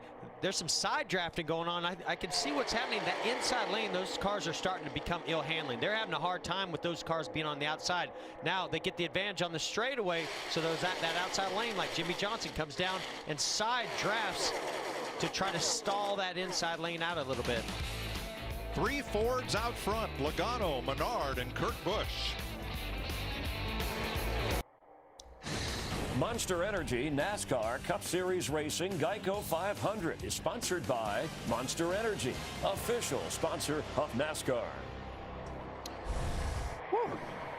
What'd you say? That's it. Yeah, it has been intense. It has New leader. intensified. Denny Hamlin, Paul Menard with him. Menard had to make a quick down and up move. The two of Keselowski almost came around on him. What in the world happened? I mean, that was incredible. Man, the car just jumped out from under him.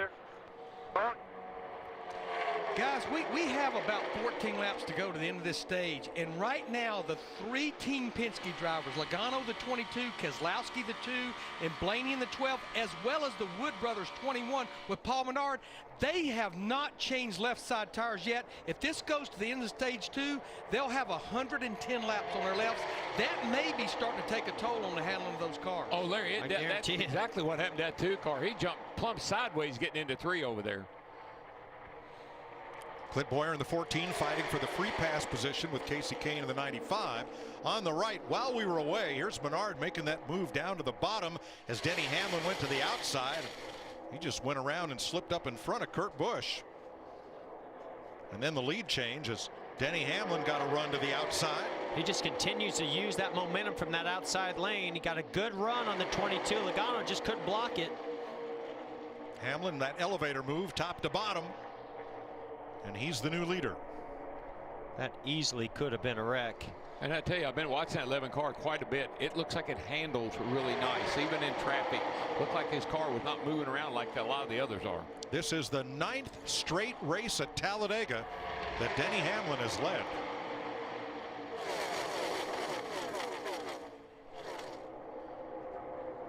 We're past halfway with 12 laps to go in stage 2. Yeah, I really anticipated seeing more of this in stage 1, but I think because this was an impound race, I think those cars just weren't handling very good the first stage, and I think they got to adjust on it. They got some fresher tires, even though some of them don't have fresh lefts, and I think that these guys are starting to get a feel for how these cars are handling and use a little bit more aggression. Yeah, there are 2 Toyotas in the top, I think 15, Hamlin and Kyle Busch, and one of them's leading the race. Whoa, I saw something fly up right there on our camera. Probably wasn't anything to worry about. Hamlin up to cover as Menard has a big run with Joey Logano and Ryan Blaney. You know, I give Denny Hamlin and his spotter Chris Lambert a lot of credit. They are so good at watching when those runs are coming and protecting that lane that has the most momentum and run coming. He's so good at going lane to lane to allow himself to either make a pass or maintain the lead. And Jeff, see what the 11 says.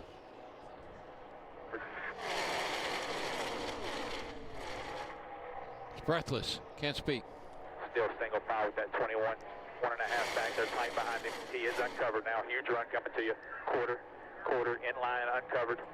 Uncovered, pushing. 22's uncovered with him. First 2 are single file in line. 1 back of you, then half.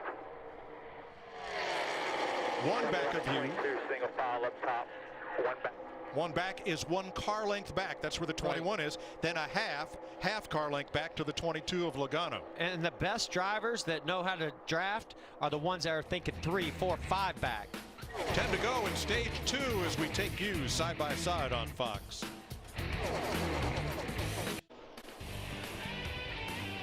Denny Hamlin trying to hold the lead. Here comes Paul Menard on the outside after a bobble at turn 3. He's going after the lead at turn 2. Oh, yeah, Menard, I mean, almost spun out down in the 3 and 4 down here, almost like Keselowski did, but he hung on to it, and now he's fighting for the lead. 6 to go in stage 2. Boy, what a battle here. Man, I'm telling you, that 21 car, the 41 car, 22, those are fast cars.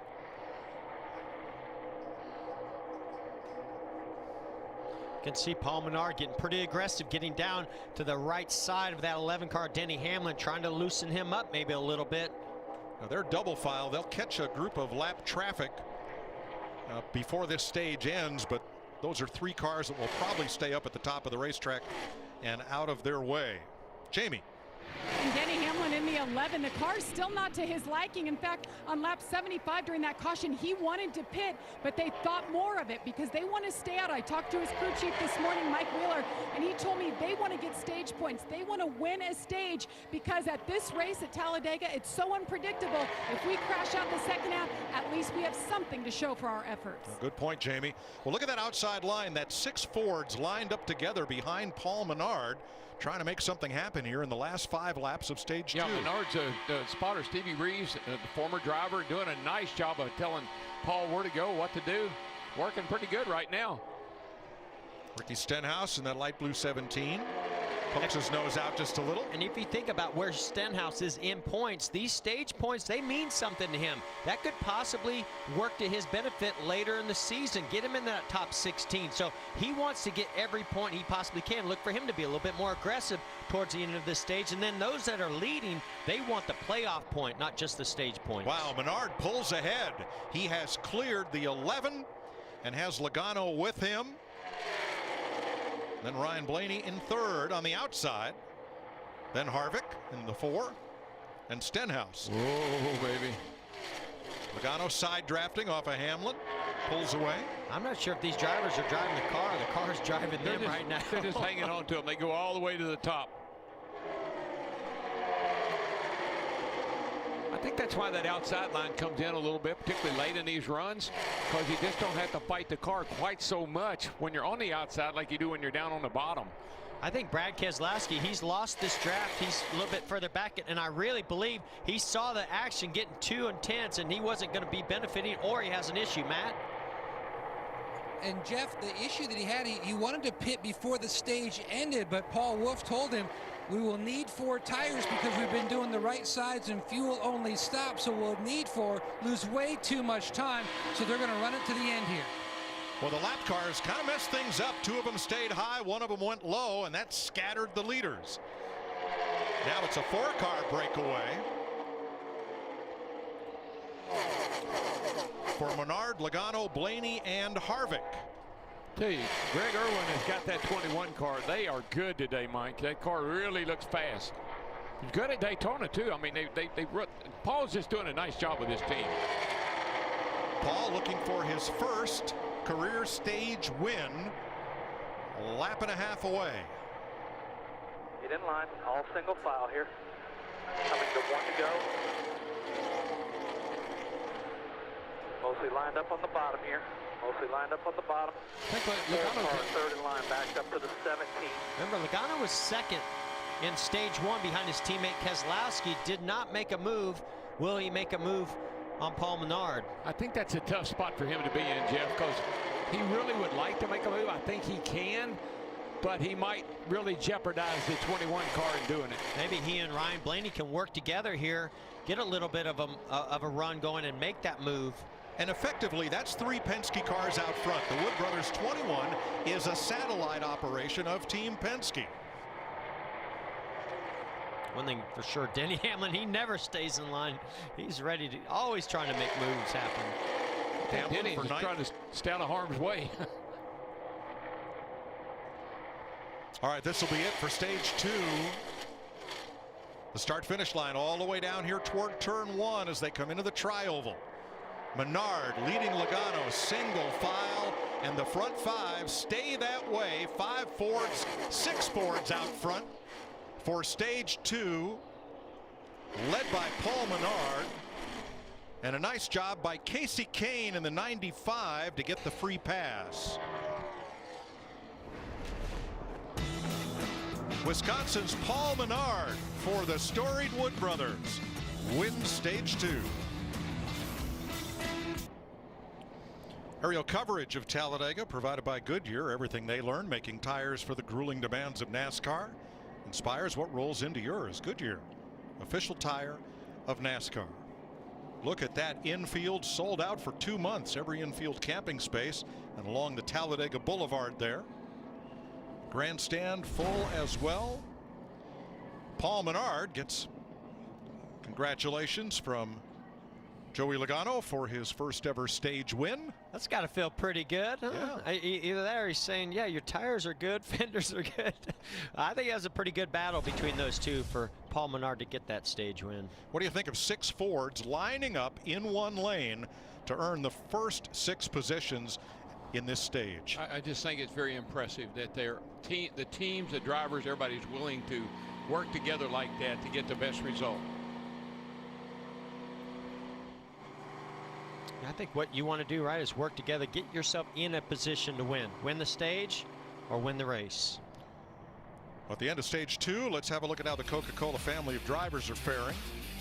Joey Logano up in second, Denny Hamlin, Ryan Newman, Bubba Wallace, Daniel Suarez all on the lead lap. So is Austin Dillon. Kyle Larson went out in that wreck at lap 73, the only caution we've had for contact today.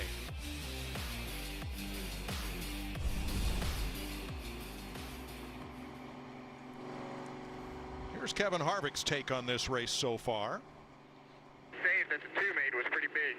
Yeah, but there's been a few of them. A few people out of control. Well, they're pretty much all out of control. It's just some less than the others. Looks like you better not correct it either once it starts sliding, you know. You got to ride it out. It's a weird slide, too, with the way that the cars are angled. All right, pit road will be open this time for the stage-ending pit stops. Paul Menard will lead them down. Here's Vince. Well, the 12 of Ryan Blaney coming in from the 3rd position and certainly worked well with his teammates up ahead of him, Menard and Logano. For Blaney, he says he really likes the car. No changes needed, so they're going to put 4 tires on it, and that's it. Jamie?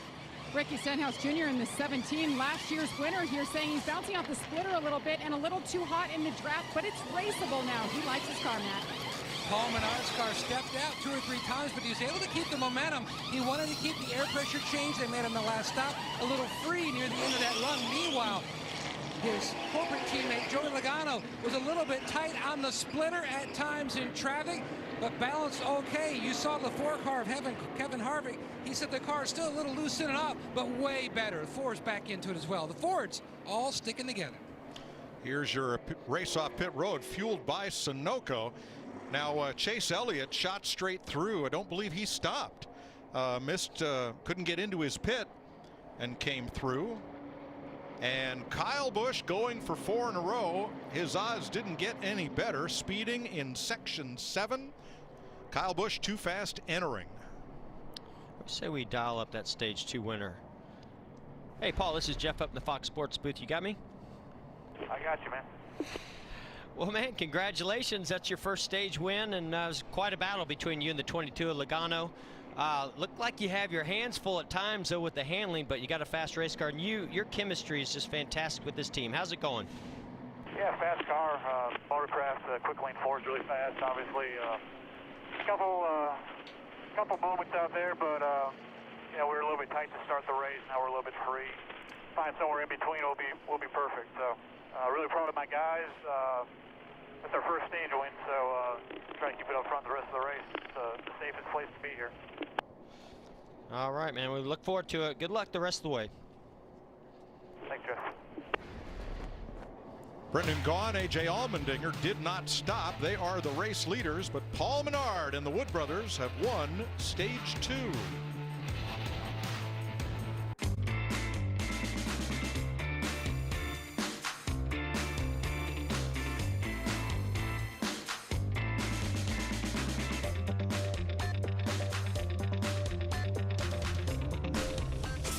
.73 laps to go in Talladega. Saturday, a baseball doubleheader on FS1. Starting at 4 Eastern, Tigers Royals. Then at 7 Eastern, Dodgers Pirates. Catch it all Saturday on FS1. or stream it live on Fox Sports Go. William Byron took on only 2 tires. He's the race leader. He got 4 tires on his last stop. He and Ryan Blaney will share the front row for this restart. Chase Elliott did just miss his pit. He then came back around, came in, and he'll restart 24th. Casey Kane back on the lead lap with the free pass. Now, in the pre-race show, a fan handed you a sneaker to sign. So, come on, let everybody in on the gag. Who is Rodney Sandstorm? Yeah, that's actually Jordan Taylor. He's my teammate when I won the 24 Hours of Daytona. And he's quite a ride if you watch him on social media, and obviously he's got quite a sense of humor. Now, I wish they'd have told me about it too, because I thought it was some gaper, and I said, man, get him out of here. No, right. I tell you, he is a heck of a driver. Oh, and I know. Jordan Taylor is a star of social media, and his alter ego is this Rodney Sandstorm character wearing a Jeff Gordon jacket. It's pretty funny. Was he on the boulevard Friday night? I saw Probably. pictures. I bet he was out there having some fun. I've seen photos.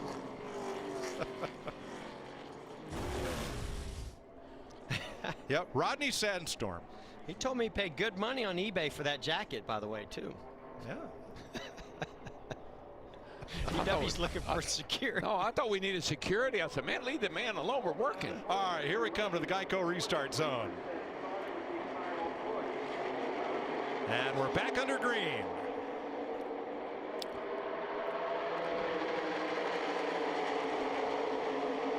Got a nice little jump right there.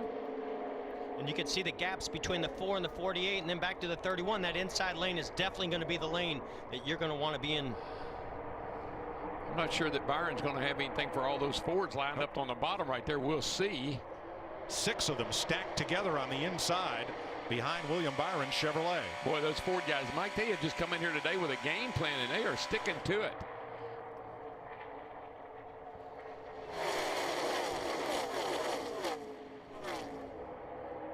The Fords were fast in Daytona at the season opener and came within half a lap of victory with Eric Almirola,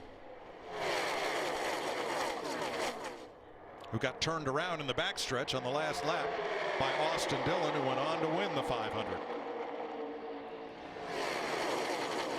Now we can see that outside lane's maybe even a little bit more organized than the inside lane. We'll see if Kevin Harvick can't tow that outside lane back up to the front like Jimmy Johnson did on that last run. Yeah, I think they've done a really nice job with that Ford car of getting it where Kevin could drive it, because early in this race he was in trouble.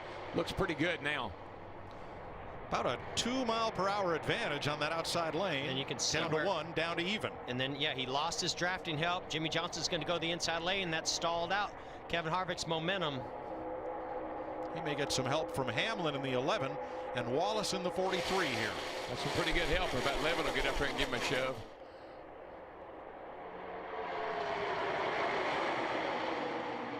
Ryan Newman way up top in the Cat 31. Yeah, I think Ryan's just had his hands full of that car all day long and just trying to hang on to it up on that high side.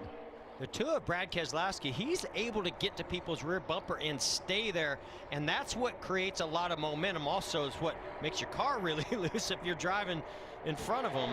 But I love the way Brad is so much precise with that car. He doesn't hit the car in front of him, but he gets right up to it. I think he must be dragging the brake and not really getting out of the throttle, because he's an expert at doing that.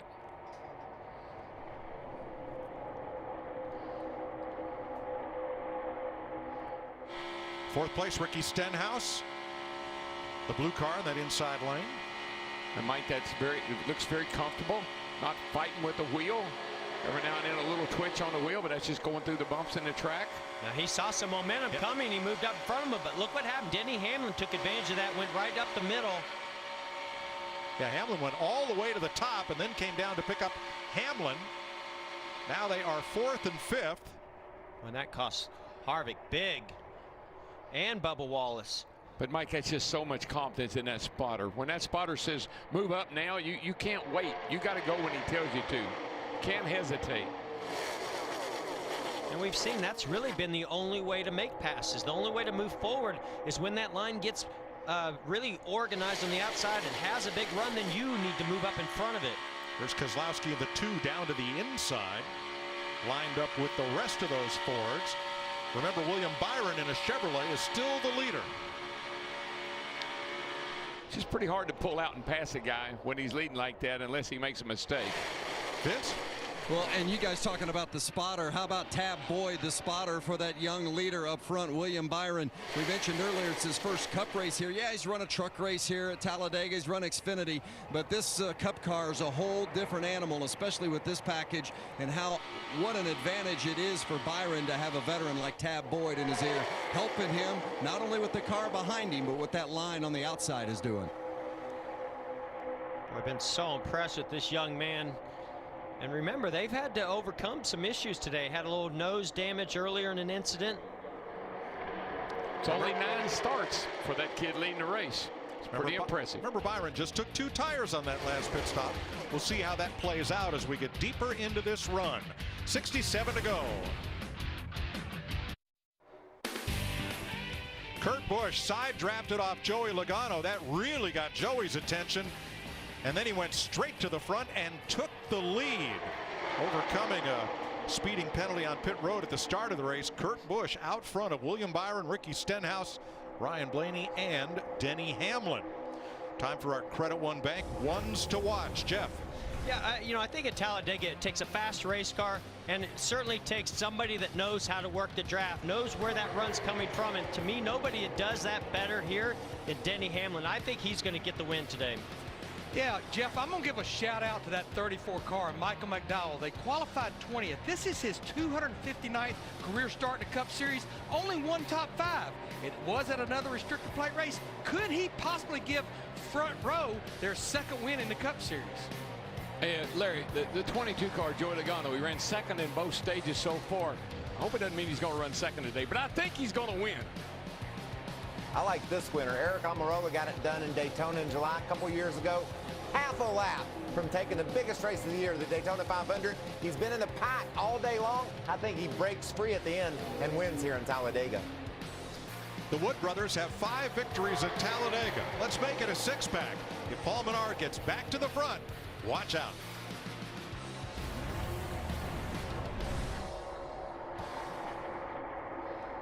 Boy, I tell you what, Mike, while you were doing that, that 12 car was all over the back of William Byron. I mean, I thought he was going to turn him, but they hung on to him. Oh, Denny Hamlin gets stuck in the middle.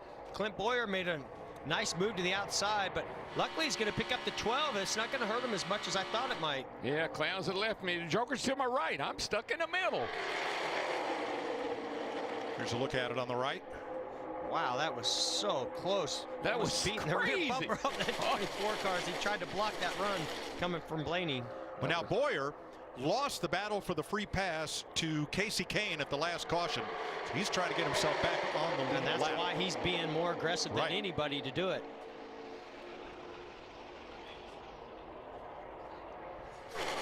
You know, one thing we saw this race start out pretty calm, cool, not anybody doing anything crazy. But as we've gone on, pit stops, tire changes, adjustments on the cars, drivers get comfortable in their race cars. That's when we ramp up the act. That's when things start to ramp up as we get closer and closer to the end of this race. So how about Kurt Busch? Starts the day off with a radio that won't work, and you can't race here without a radio. You need that spotter and pit communication more here than at any other racetrack. And he speeds down pit road on the very first stop, but just calmly, methodically, he and Billy Scott and spotter Tony Raines have worked themselves back up into a position to win, Vince. Well, Mike, and the one thing that they had confidence in was the speed of their race car. They were concerned, as all the teams were, about how it was going to handle in the draft, but they said, we're going to take our chances with that because we know we've got speed, and that's what you need to be out front and to win this race at the end. Need a little good fortune, but they'll take their chances as long as they've got the speed, and they've got it. By the way, Kurt 0 for 34 at Talladega. You don't think he wants one of those trophies? And Vince, that's what I used to tell him and anybody who worked on the car. They always would say, what can we do to help you? Give me a fast car. Just give me a fast car. I'll figure out what to do with it. All right, caution for debris on the front straightaway. Right near the start-finish line. And that'll put us under yellow for the 4th time today. While we go to caution, here's an exclusive look at Solo, a Star Wars story, in theaters May 25th.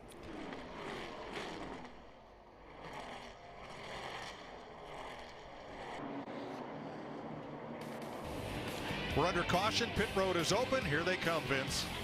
Busch, top left hand of your screen. He pits from the lead, right sides only. He likes the handling of his car, Jamie. 17 of Ricky Stenhouse Jr., 3.2 seconds. It was fuel only, Matt. And Kevin Harvick said, you can see that we are going to need tires. That's going to be the winning move of the day. We've got to keep tires on it. After 7 or 8 laps, they seem to go away right sides on Harvick. They're going to come around and do the left sides as well. Keep fresh Goodyears on that car. Maybe that's the winning move of the day, but a lot of cars took 2.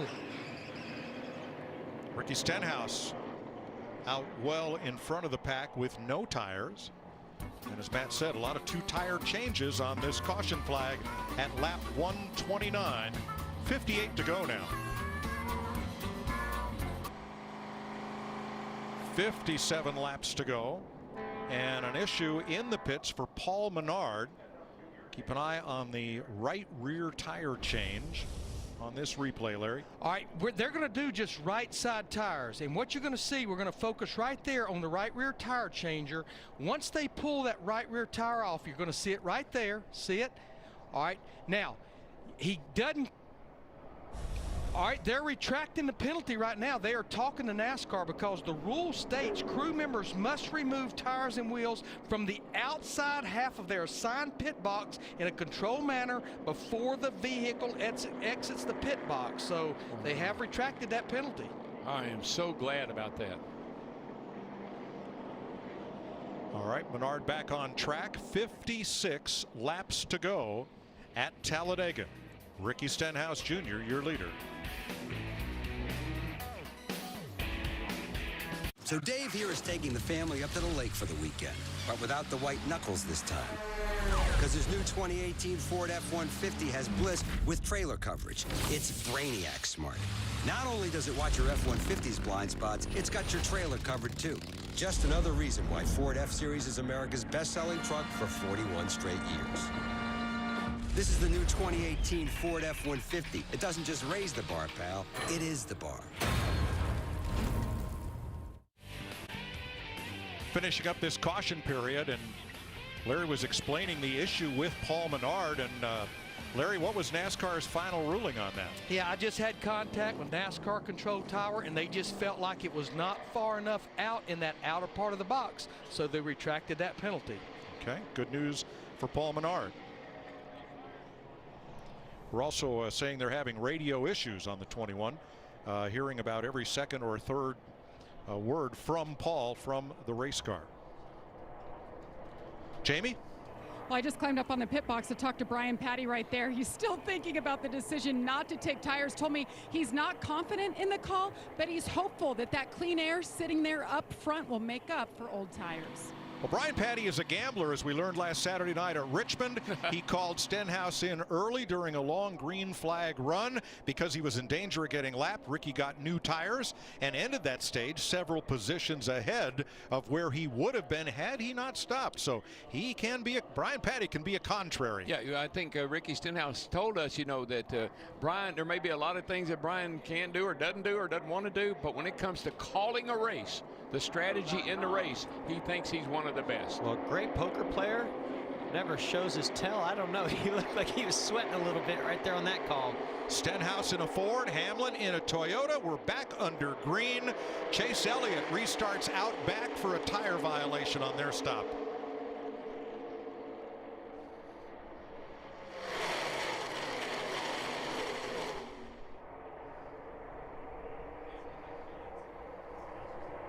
I haven't talked much about Daniel Suarez in that 19 car, that orange car there behind Ricky Stenhouse. He's been in the hunt all day long, one of the fast Toyotas up there. And that's a backup car. He was involved in that Friday practice crash. Now he's giving a big push to his teammate Denny Hamlin, who jumped right up there in front of him. That's why I say Denny Hamlin is so good at recognizing where that move's coming from and being aggressive to move up into that lane. And how about Casey Kane in the 95? 2 cautions ago, he was getting the free pass. That last green flag run, he's been right up in the mix for Levine Family Racing. Great run for a small team. I don't think we would call Casey an underdog, but we got to think that team, you know, a young team like that, I'd have to say that team's an underdog. And they've had a rough start to the season. They really need a good run. Hopefully that comes for that team today.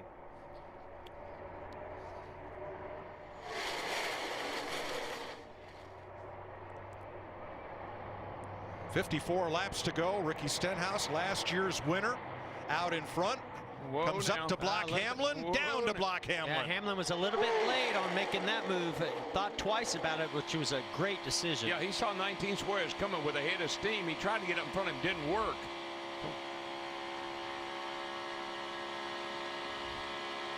I think the fact that you see that that's not going to work. And, 3 wide for the lead.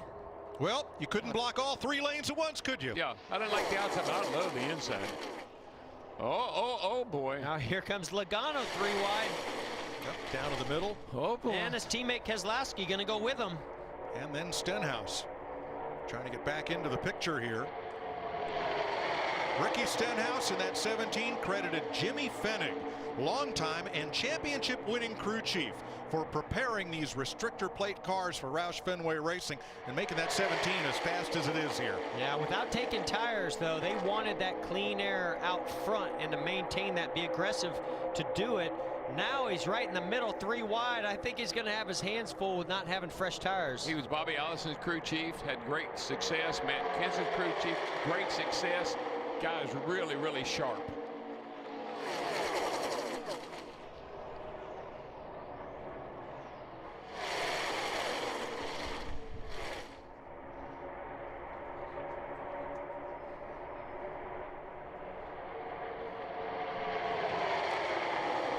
Mike, I think those 4 tires that some of the teams took and that 17 didn't, that maneuverability, that ability to go high, go low, make those blocks, you lose some of that on older tires. Oh, the Penske cars in the high groove there. Logano in the 22 and Keselowski in the 2 lined up trying to make a run at Hamlin.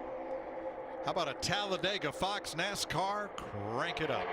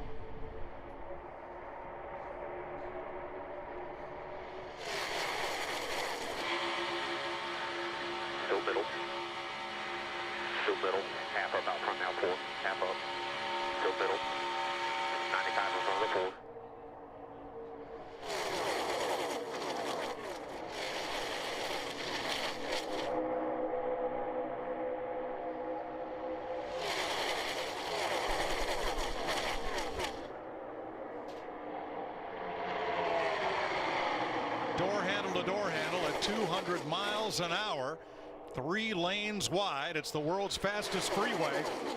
47 laps to go in Talladega, and Brad Keselowski out front, 3 Fords up front, Keselowski, Logano, and Blaney. Then the Toyotas, the 11 and 19, Hamlin and Suarez, and then the Chevy of Casey Kane. Larry, what are we looking at? Yeah, Mike, we have 47 laps to go, and everyone pitted under that last caution for at least fuel. So if you wanted to run the fuel run out, we could go to about 10 to 15 to go in the race. But right now, in the next couple of 3 laps, as we saw in stage 1 and stage 2, the window is open to pit and make it to the end. Don't be surprised to see that coming up. The 2 lead Fords go side by side. Keselowski and Logano battle for the lead, and here comes Suarez on the outside with Joey, and Hamlin in the middle. That Suarez is hanging in there, and he's got a fast car. Woo! This is breathtaking. 46 to go. You won't miss a minute. We're going to go side by side with Fox NASCAR coverage. Welcome back to the Geico 500. Half the fields come to pit road, Vince. And it's fuel only for Ryan Blaney, pitted from the 3rd spot. Jamie? Denny Hamlin, they didn't have really a plan coming in. Just pit with the fast cars. That's what they did, Matt. And Mills tops him off with fuel, doing the opposite. Every rotating, fuel, tires, fuel, tires, fuel. We are still under green. And only 7 of the lead lap cars did not pit, led by Daniel Suarez. Well, Denny Hamlin had a full head of steam coming to pit road. He is too fast entering. Ricky Stenhouse is too fast exiting on that stop. Unbelievable how many speeding penalties Denny Hamlin has gotten. That's unbelievable. Here are the rest of the lead lap cars coming in. At lap 146, Alex Bowman, fuel only. In and out. Oh, the 19 overshot it, Matt. You called it, Jeff. Went over the line, losing a few seconds there. His teammate, the 18 of Kyle Busch, also pitted. Everyone fuel only at this junction. Well, that'll shake things up. Casey Kane is the new race leader.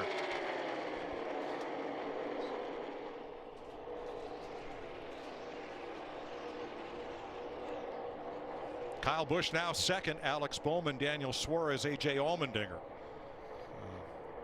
coming out of the pits. And the 19 of Suarez was also too fast entering when they all came flying onto pit road. I could have and sworn Hamlin just did it again. Yeah, it looked to me like he was coming in with way too much speed. That's where frustration can get the best of you. He lost his cool. Well, earlier, Jeff asked Denny Hamlin about that very topic, all of his speeding penalties. Are we going to see the 11 have any speeding penalties this week? Knock on wood, this has not been one of the tracks where I've typically gotten speeding penalties, but who knows nowadays? It's like I've not been too particular on where I'm getting penalties. Well, Denny Hamlin just racked up his 3rd and 4th speeding tickets of the season. Yeah, and I actually sat down with him before, I think it was Bristol. So, you know, I would love to have talked to him about Talladega too, because, and he told me he likes to push the limit. They like to not give up anything on pit road or anywhere on the track. But I can't believe that they're still pushing it this far. There's just a limit to everything, and I think he may have exceeded his limit. But there's 3 drivers who all violated Darrell's Rule 1. Don't beat yourself. 41 laps to go. Joey Logano back to the front over his teammate Brad Keselowski, Eric Almirola, and Paul Menard. 37 laps to go. Joey Logano leading 4 more Fords right in line. And the Blue Oval has won the last 5 races at Talladega in the Monster Energy Series. But Mike, don't think back to the beginning of the year. Say, oh, well, Ford's in big trouble this year. They don't have a new body. They had the oldest body style. The oldest body style in the field. Boy, they were fast in Daytona, and they are fast here. They have refined that body. Well, next year, really good. Oh, the 21 of Menard. I don't know if he just got loose because the 12 was pushing him, or if he has a problem. Both. I think it might be both. Ill handling problem. I'm telling you, when the back wheels are off the ground, that's what happens. But these Fords have been so strong on these restrictor plate tracks for a while now. And I do think that they've only been able to improve that. And that's why they're showing so much strength. Hey, look who the 22 just jumped up in front of right there. Eric Almirola. We haven't mentioned him much all day, and there he is running second. Let's check with Matt on the leader. Competition's not the concern right now, Mike. In fact, Joey Logano 2 laps ago said, I've got a small vibration. It has since only gotten worse. He said it's vibrating up through the steering wheel and just getting worse and worse. Ooh. Now, is that a product of locking up those tires? They just did fuel only, right, when he came down on the green? And we've seen where some guys have locked up tires and flat spotted those tires that creates that vibration. Here comes his teammate Keselowski pulling the inside line along. 35 laps to go. Here's a quick word from Duracell. This is the #1 trusted brand. Well, during our Duracell Drive and Trust, we're going to take a look at the 17 team with Ricky Stenhouse Jr. and his crew chief, Brian Patty. This is their second season together. Last year, 2017, 2 wins, including here at Talladega. Ricky made the playoffs for the first time in his career. In 2012, Brian was at Michael Waltrip Racing with Clint Boyer. They won 3 races and finished second in the points. Brian is one of a few crew chiefs that he has wins in all 3 of NASCAR's top series. And the caution is out, Mike. That's our Duracell Driving Trust. Well, thanks, Larry. Boy, something big let go. Yeah, up in turn 3 and 4 up there. Turn 4 looks like something on the 51 car. Timmy Hill was 2 laps down.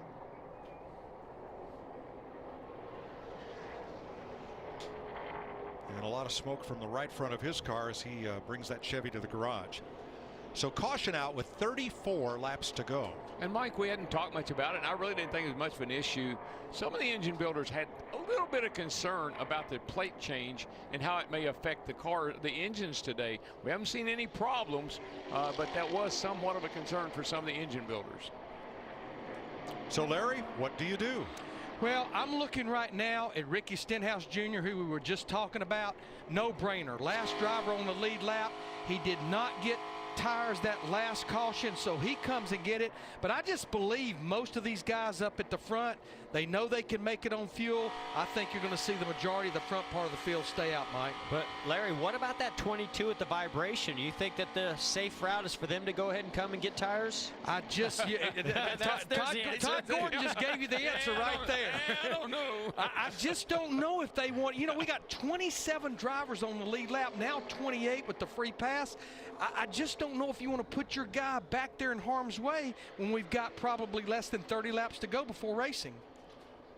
DJ Kennington, Canadian driver for Gaunt Brothers Racing, gets the free pass. That's Drew Blickensurfer there, the 43 crew chief for Bubba Wallace. Yeah, that's 28 cars still on the lead lap when Kennington gets his lap back. That's a lot of cars. Yeah. Only 5 cars out of race.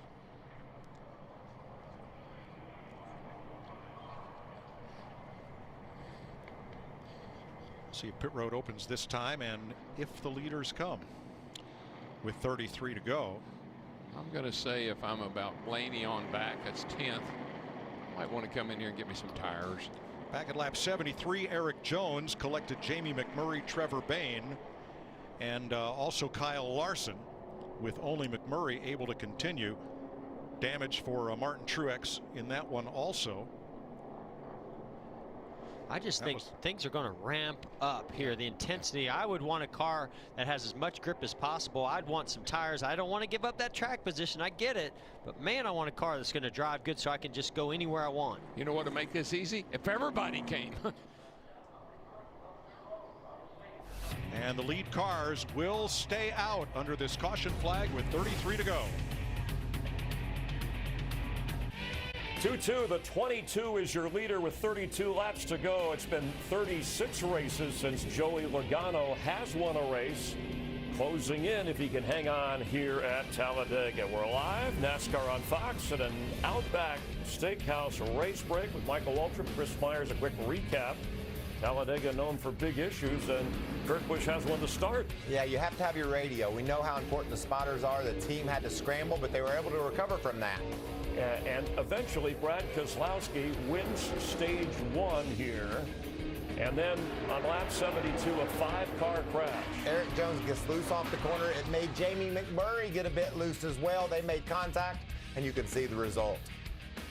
Nobody injured seriously in this, although Martin Truex, you saw you can't cut corners when we get to Talladega. Another Ford wins stage 2, Paul Menard for the Wood brothers. And where we are now, Ford's interesting. Roger Penske Racing, they've won 7 of the last 14 restrictor plate races. Stewart Haas, those Fords, they've never won here at Talladega, but Ford's sitting pretty good right now. Yeah, and especially the Ford of Eric Almirola. I like that guy. He has a knack for restrictor plate racing. He knows where to put that car when it counts the most. He's driven up to the 2nd spot. And Kyle Busch, who celebrates his 33rd birthday on Wednesday, going for his 4th straight, has not led at all today in his Toyota. That's your Outback Steakhouse race break. Welcome back to the Geico 500 on Fox. The first 14 cars did not stop under that caution. Ryan Newman gave up 7 positions to get 4 tires, as did Chase Elliott and Bubba Wallace.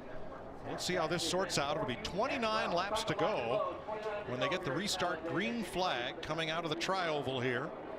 And the fans, huge crowd here at Talladega, they're back to their feet once again. Green flag.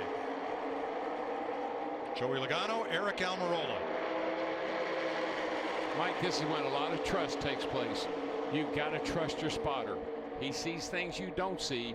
When he tells you to move, you've got to move. You cannot hesitate. And you can just throw patience out the door right now. I mean, I know they've still got 30 laps to go, but I think they're going to get really, really aggressive here trying to get this lead and then try to maintain it. This is going to be 30 laps of holding your breath, because that's what every lap's going to be from here on out. Kurt Busch 3 wide on the bottom. Kyle on the top. Almirola's getting caught in the middle. Yeah, and Keselowski right there. He needs to slide up right there. But the 18 on the outside has no help. Well, and that's a Ford, Keselowski and a Ford, Almirola and a Ford, so he's trying to help him get back up through there. Menard's 4 wide. Why not? Isn't it funny how we go all day long and then this? 4 wide, 4 wide. Right off a restart. 4 wide. And Paul Menard had to check up. Kyle Busch came up the racetrack, took his line away. That's going to cost him a bunch of real estate. They're still 4 wide.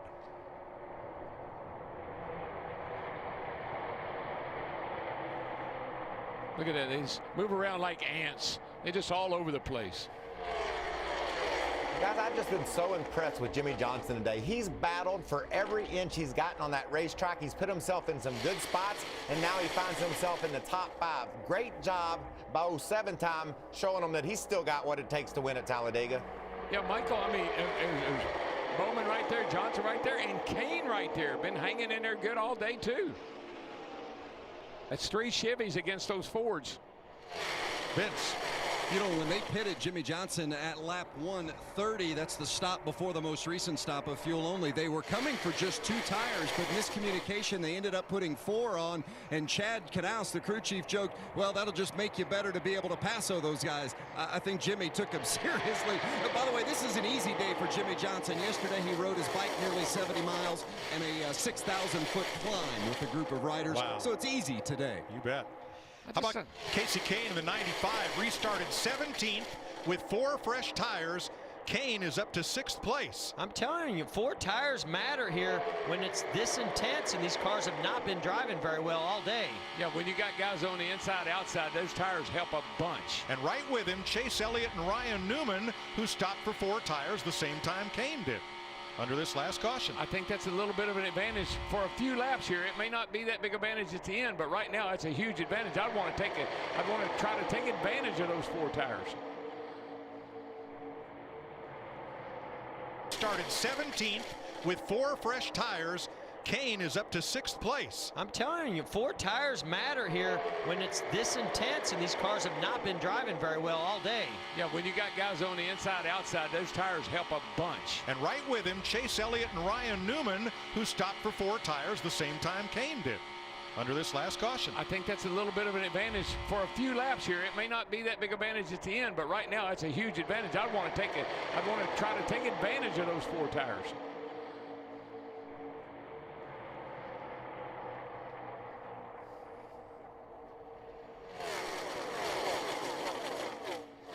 Don't count Denny Hamlin out of this thing. Ooh, David Reagan gets a little loose getting into turn 3. Don't count Denny Hamlin. I know he's a lap down, but he's fighting hard and pushing cars to the front to try to get that lap back. And if he gets that lap back, he's still a factor in this. And he seems to have a knack for speeding on pit road, but he always seems to find a way to get himself back in the hunt at the end of the day. We talked about Kyle Busch trying to overcome odds that he thought were as long as the lottery to win this thing. He's our Toyota top performer. He's run as high as second. He has not led a lap today, but he's been as deep in the field as 23rd. And just in the space of a lap here, went from 14th to 20th, trying to make something happen on the high side. So he said he had a better chance of winning the lottery than winning 4 in a row here. Chance of winning Texas, 1 in 37. That's how many cars were in the race. Chance of winning both Texas and Bristol were higher. Chance of winning 3 in a row, 1 in 54,000. Chance of winning 4 in a row, 1 in 2.2 million. By the way, the chance of winning Powerball, 1 in 292 million. So his odds here are definitely better.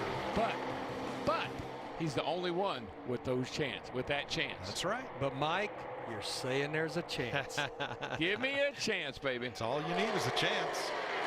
I'll take a chance on him. Well, till your chances get down to slim and none, and Slim leaves town, let her go.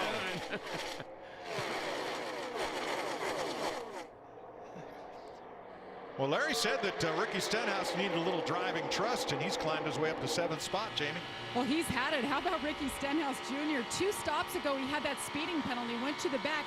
Then on this last stop, they opted to take 4 tires, put Packers in both front shocks, and make a track bar adjustment to make that car better. And here he is up here battling for 6th position. Don't count Stenhouse out, trying to win his 2nd spring Talladega race in a row. Yes, sir. That's another one of those fast Fords, but kind of sandwiched in between 3 fast Chevrolets, too. 88, 9, 48. Oh, they're spinning. Oh, Menard up and into Boyer, into the wall. Gets collected by McDowell. Oh, no, Keselowski crashes, and more cars are littered at the bottom of the racetrack. Guys, I think that somebody may have gotten loose, got either into Jimmy Johnson or his car got loose and came down. Here comes Jimmy through the middle of the melee. And not sure Jimmy has much damage. How about the 18? 2 is crashed. Certainly does. We may have to list the cars that were not involved in this wreck. There might be less of them. Like Matt DiBenedetto. I think I don't know, Bubba was in trouble, but I don't think anything. I don't think the 19 of Suarez did.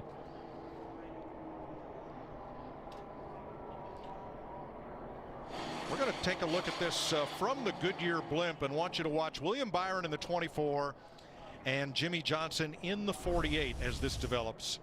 Mike, this 3rd turn has been a problem turn all day long. I've seen cars get loose getting into 3 all day long. You can see us. I don't know. I think that's the 48 as a right front fender. The 24 got close to the left rear. It just pushed that air in that left rear and brought it around. Wow. Gray Gaulding shoots the middle and makes it. Wow. And they just keep piling up. Wow. Unbelievable. You see Bubba there on the right of the screen. Don't think he hit anything. So you see the 24 starts coming up. Look, it just seems like the air changed and allowed that 48 to just get loose. Yeah, the 48 and the 24. I think the 24 may have gotten on the brakes and that caused his car to get loose. But I don't know what happened to Johnson. That thing just turned sideways. And I've seen that time and time again up there in turn 3. Casey Kane shoots through the black car with the yellow number on top. What if that wind direction over there has some kind of effect on the aerodynamics of these cars over there? You know what I think it is? I think they're going down that back straightaway so fast that when they get in the 3rd turn, the cars wiggle a little bit.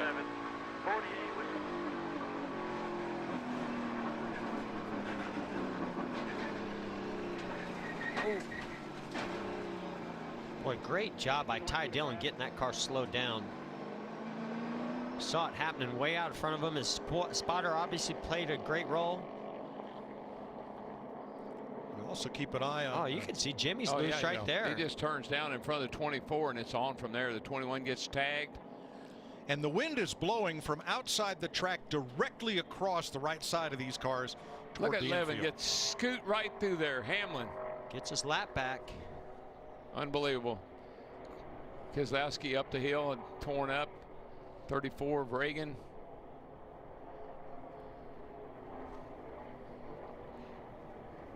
Sorry about that, McDowell. Well, let's ride with Martin Truex 2 laps down. This happens way in front of him. Stop. Low. Just stop. Yeah, you good. Yes, Clayton Hughes, you're right. Just stop. Great advice. And we'll ride with A.J. Allmendinger. Still outside, wrecking here. Come low. Keep coming. Keep going. We got right side damage here, guys.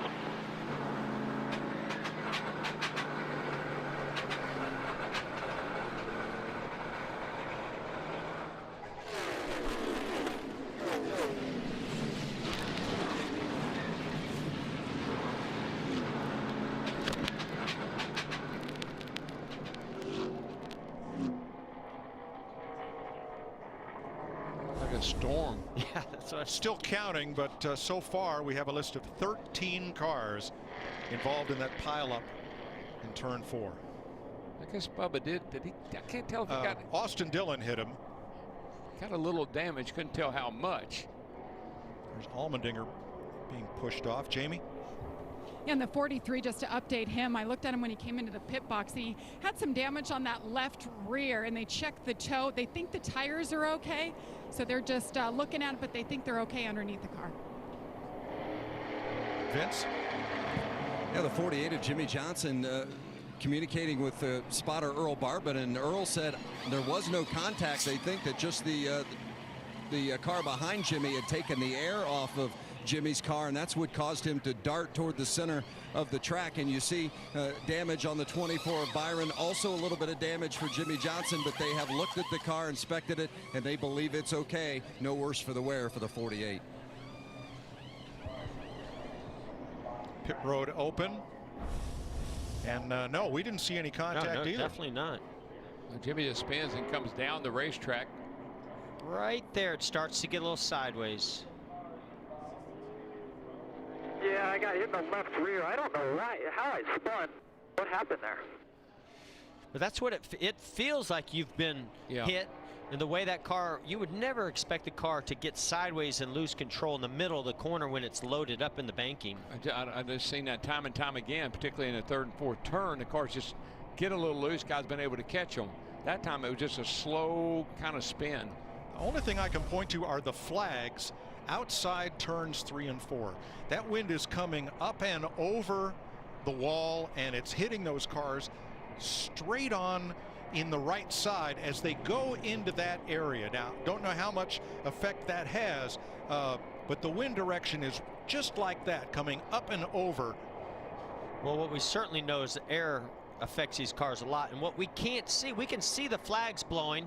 What we can't see is how the air moves around the front fascia nose of that 24 car, and what that air is doing to the left rear of Jimmy Johnson. As he comes up the racetrack, it just turns the 48, and I think it's because that air is deflecting over to the left rear, causing it to get loose. Yeah, these cars they have so much side force, those big flat sides, that when you start to disturb the air around those flat sides, the car gets out of control. I think that's what we're seeing. I think the wind's affecting a little bit, air from the other cars a little bit. You put it together, and you're going to have a disaster like we just saw. We add Brendan Gaughan to the list of cars that did a nice job getting through there, as William Byron's number 24 goes to the garage. Paul Menard getting carried off, his car that is, and that's A.J. Allmendinger. And Mike, it's not a big surprise. I think when the end of the race gets here and everybody's okay, I can't worry about how my car's handling. I got to try to get the best finish. I got to try to win this race. This is what's going to happen. You're going to have situations like this. Ouch. We're under caution with 19 to go. At least 13 cars involved in a turn 4 pileup. The racing doesn't end here. Coming up at 6 p.m. on FS1, the NHRA 4-wide Nationals from Charlotte, North Carolina. A series only 5 races old has already enjoyed a season's worth of drama. From historic wins to major explosions, every trip down the strip begins another NHRA storyline. After NASCAR, keep your motor running as the NHRA unleashes 40,000 horsepower with final eliminations of the 4-wide National. Start time 6 p.m. on FS1. The Force sisters are both #1 qualifiers. Brittany in Top Fuel, Courtney in Funny Car. Jamie. Well, pretty much everybody has been checked and released. Brad, I'll start with you first. It was a good run for you, but what did you see there that put you out of the race? Yeah, I just saw the 48 spin. I don't know what happened to cause that, but we lost our track position there and couldn't seem to get it back there on that last restart. So that was a bummer, but that's the brakes here. Thanks, Brad. Getting ready to go green. We'll hear from these guys. If we have time, we'll jump in with Clint Boyer. Clint, I know you're looking at the replay right here. What happened to you? You had a problem early on, and you guys are going to fight over the replay. Actually locked our right rear wheel up coming on to pit road and flat spotted a tire. Had to come back in, got 2 laps down and got back 1 lap, and then finally got on a lead lap, and then we wrecked. So this wasn't our weekend, but things have been going good. I mean, the cars were extremely fast. All the Fords were fast like we knew they would be, and it's just a weird race. It really was, from single file stuff to get them bunched back up and no tires. I mean, there's a lot of different scenarios out there, and just wasn't our day. Thanks, Clint. And Paul Menard won his first stage race. We're getting ready to go green. Paul, what did you see? The 24 and 48 the 24 got moved up, 48 was coming down, and they stopped, and I got in at 24. Well, it kind of all came together right there. So really fast motorcraft, quick lane forward. We got shuffled back, and it's so hard to make up ground. We got the bottom rolling again pretty decent, and just ran out of real estate, I guess. Thanks, Jamie. 18, now 17 to go. Joey Logano, who's led the most laps today, 53 of them so far. 4th straight restrictor plate race that a Penske car has led the most laps. He's in front of pole sitter Kevin Harvick, outside pole sitter Kurt Busch. Boy, Mike, if I were everybody in this field, 88, 9 on back, those 3 potent Fords get hooked up at the front. That's going to be hard to deal with. The 22, the 40, and 41, those are fast race cars. The 9, the 88, they've been doing a pretty good job of hanging in there with them, but I don't know if they got anything for them or not. Well, I think if they can get single file or nose to tail and work together as teammates, I think they have fast race cars, and they can go up there and battle with those guys. There are still 22 cars on the lead lap as we are in the final 20 of this one. A couple of those with crash damage, but still anybody in this front 15 can win this race. Yeah, and Suarez is back in 9th place, Mike, and he's the best Toyota right now. He's falling back. I just think advantage right now, if I were to give one to anybody, of course Logano being out front is a good place to be, but when you have teammates that have fast race cars like Kevin Harvick and Kurt Busch, and if those guys can work well together, they can make that move to make that pass. Well, you got your front row 2nd and 3rd right now, so you know they're fast. Denny Hamlin in the 11 back on the lead lap. Don't ever. I know he makes mistakes in the pits and speeding and everything else, but daggone if he doesn't seem to find a way to get back in the race at the end of the day. Yeah, almost every time they have that issue or he causes that problem, they find a way, or he finds a way to recover. Got a ways to go now. 19th with 15 laps to go. And 3 Fords lined up single file in front, and right behind them, engine number 9, Chase Elliott Chevrolet, Vince. 8 times a runner-up. Is this the day that he gets his first victory? Maybe it does happen here at Talladega, but he has certainly overcome. They had to start at the rear after qualifying in the top 5. Then he had early contact on pit road with his teammate Alex Bowman. Then they had a pit lane penalty, so they have overcome a lot to be in this position, maybe a position to win their first race. Matt? Eric Almirola dodged a huge bullet with the spin of Johnson and then his teammate William Byron. Coming back around under caution, the 17 of Stenhouse kicked up some debris. It went underneath the 10 car of Almirola. He thought his tires were going to be okay. He thought it hit the sway bar too. His spotter, Joel Edmonds, looked at all the tires. They said they were okay. But boy, what a huge bullet they dodged there. And you just saw Casey Kane come up into Jimmy Johnson. Well, I mean, the fact that Jimmy Johnson's still out there running is unbelievable, but he dodged a huge bullet the first time when he spun. That time he dodged another bullet because the 95 of Casey Kane just about did the same thing and got loose and got into the 48 car. You know, Mike, I've always felt like the Earnhardts kind of knew something special about this joint. They always were really good here.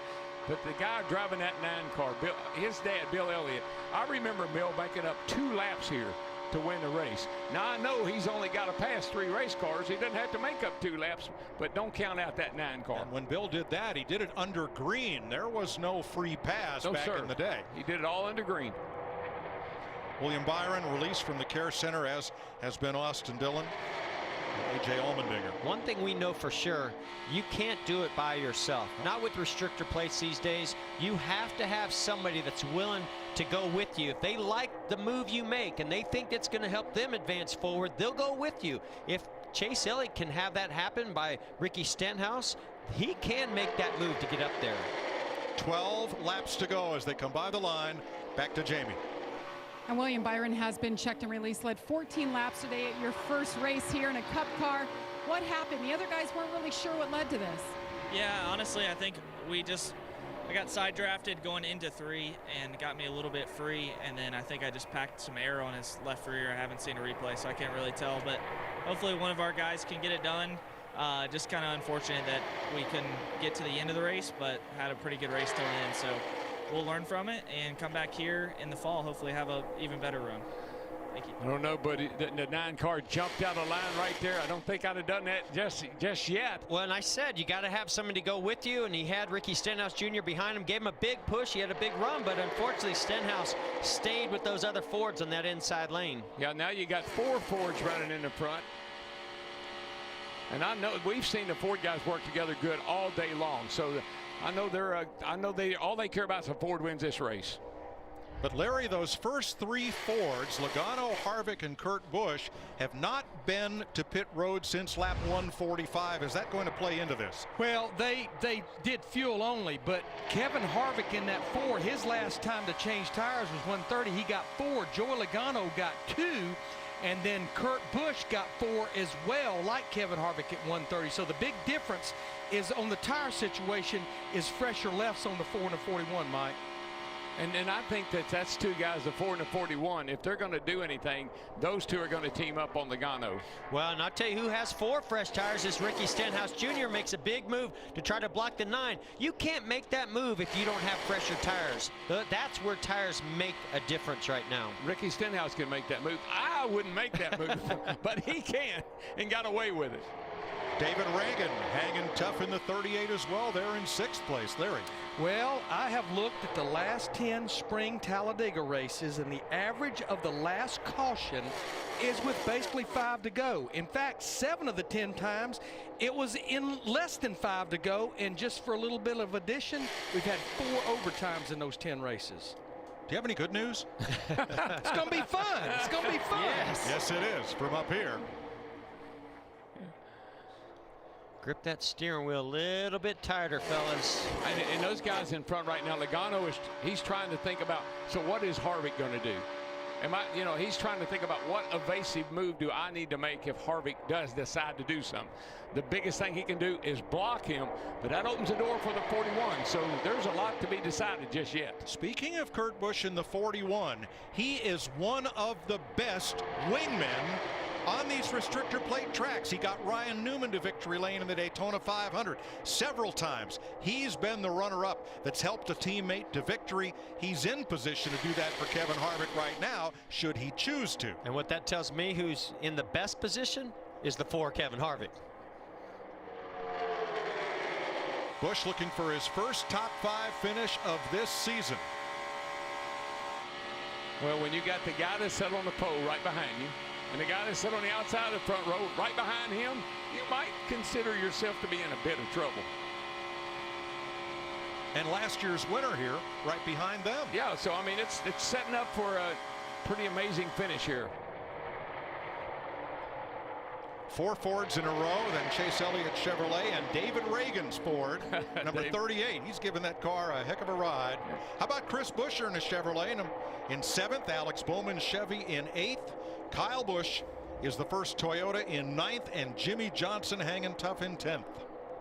No, you know, there's so many things you don't like about Talladega, but one thing I love about Talladega is at the end of the day, you look up there and you see a Reagan, you see a Buescher, you see these guys that you don't talk about a lot, and here they are with a shot to finish the top 10. That's pretty big.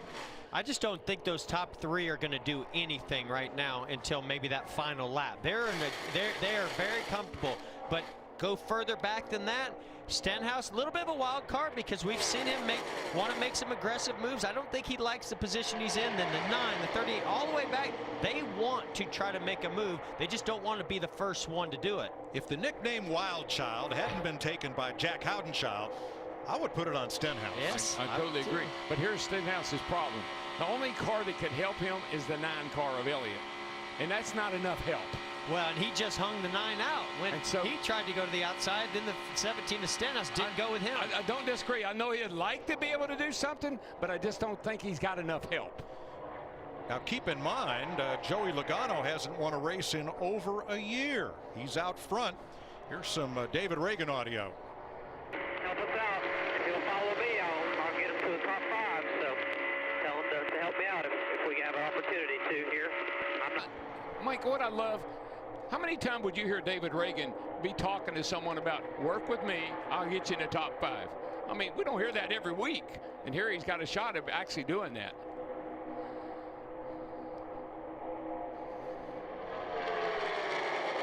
Now, right now, you're talking to your spotter, getting your spotter to go up there and make as many deals as you possibly can. Now 5 to go.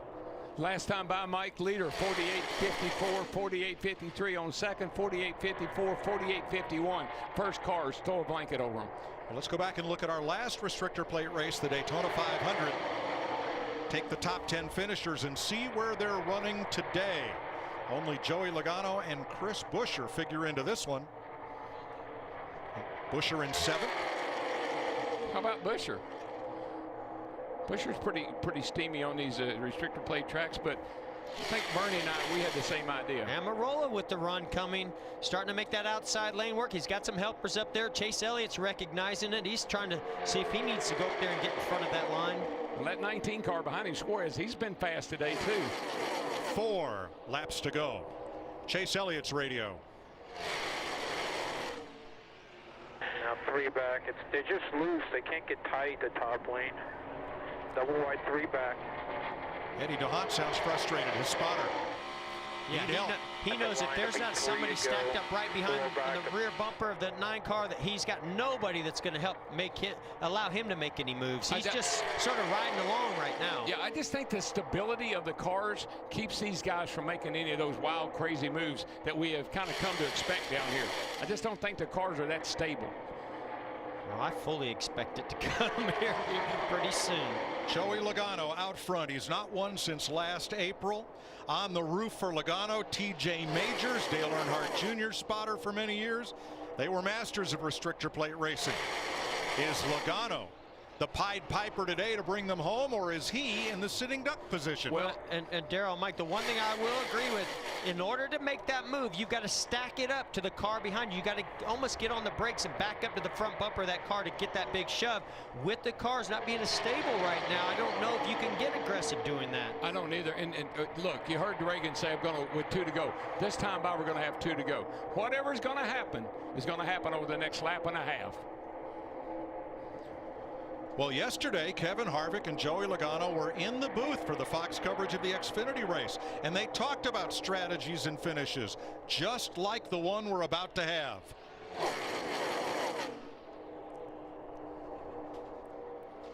Here comes a big push from the 38 to the 9 car. That's going to give the 17 a pretty good run.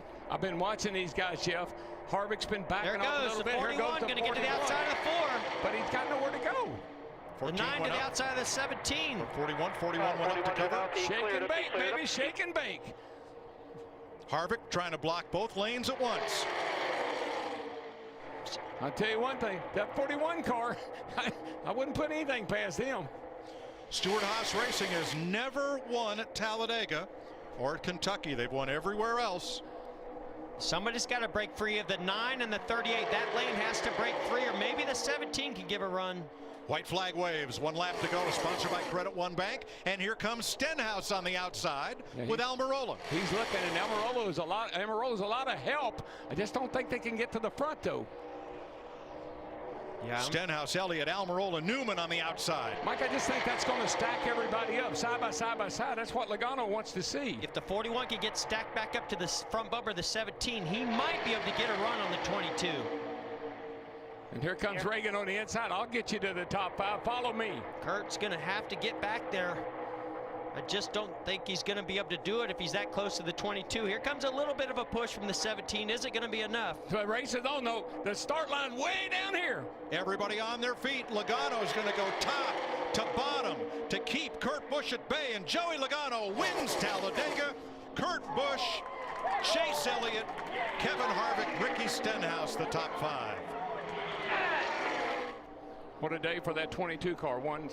Second and 2 stages that won the race. Good job, Joey. We got us a win at Talladega. Awesome job. He can finally talk. Great man, guys. Great man. His last win was a year ago at Richmond, and a penalty took away the benefits of that win for making the playoffs. Been a long drought for Joey Logano. Here's today's 5-hour energy big move of the race, and it is Joey Logano controlling the last lap of this race. Yeah, you watch him here. I mean, he's watching his mirror. He's looking behind him. He doesn't really have to look where he's going down that back straightaway. He sees the 41 getting a little bit of a run up on him, but the 4 and the 17 are so far back side by side, it's killing their momentum.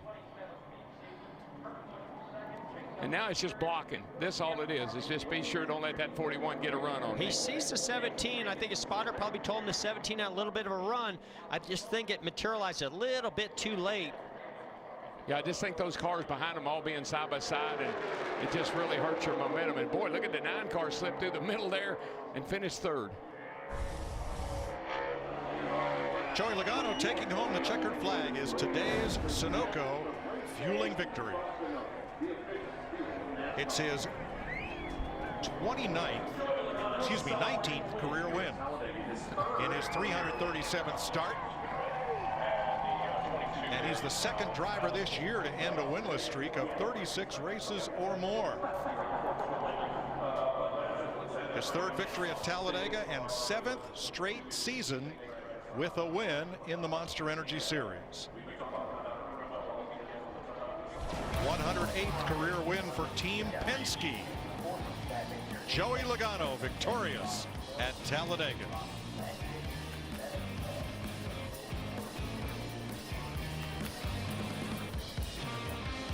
Face challenging conditions on the track and on the road. Goodyear, the official tire of NASCAR, and the losing skid officially over for Joey Logano. Up and out of the hat. You know, the last 6 races here at Talladega, he's won 3 of them, and so he has more wins here at this track than any other track in his career. He'll celebrate his 28th birthday next month, but enjoying the moment, let's head to victory lane.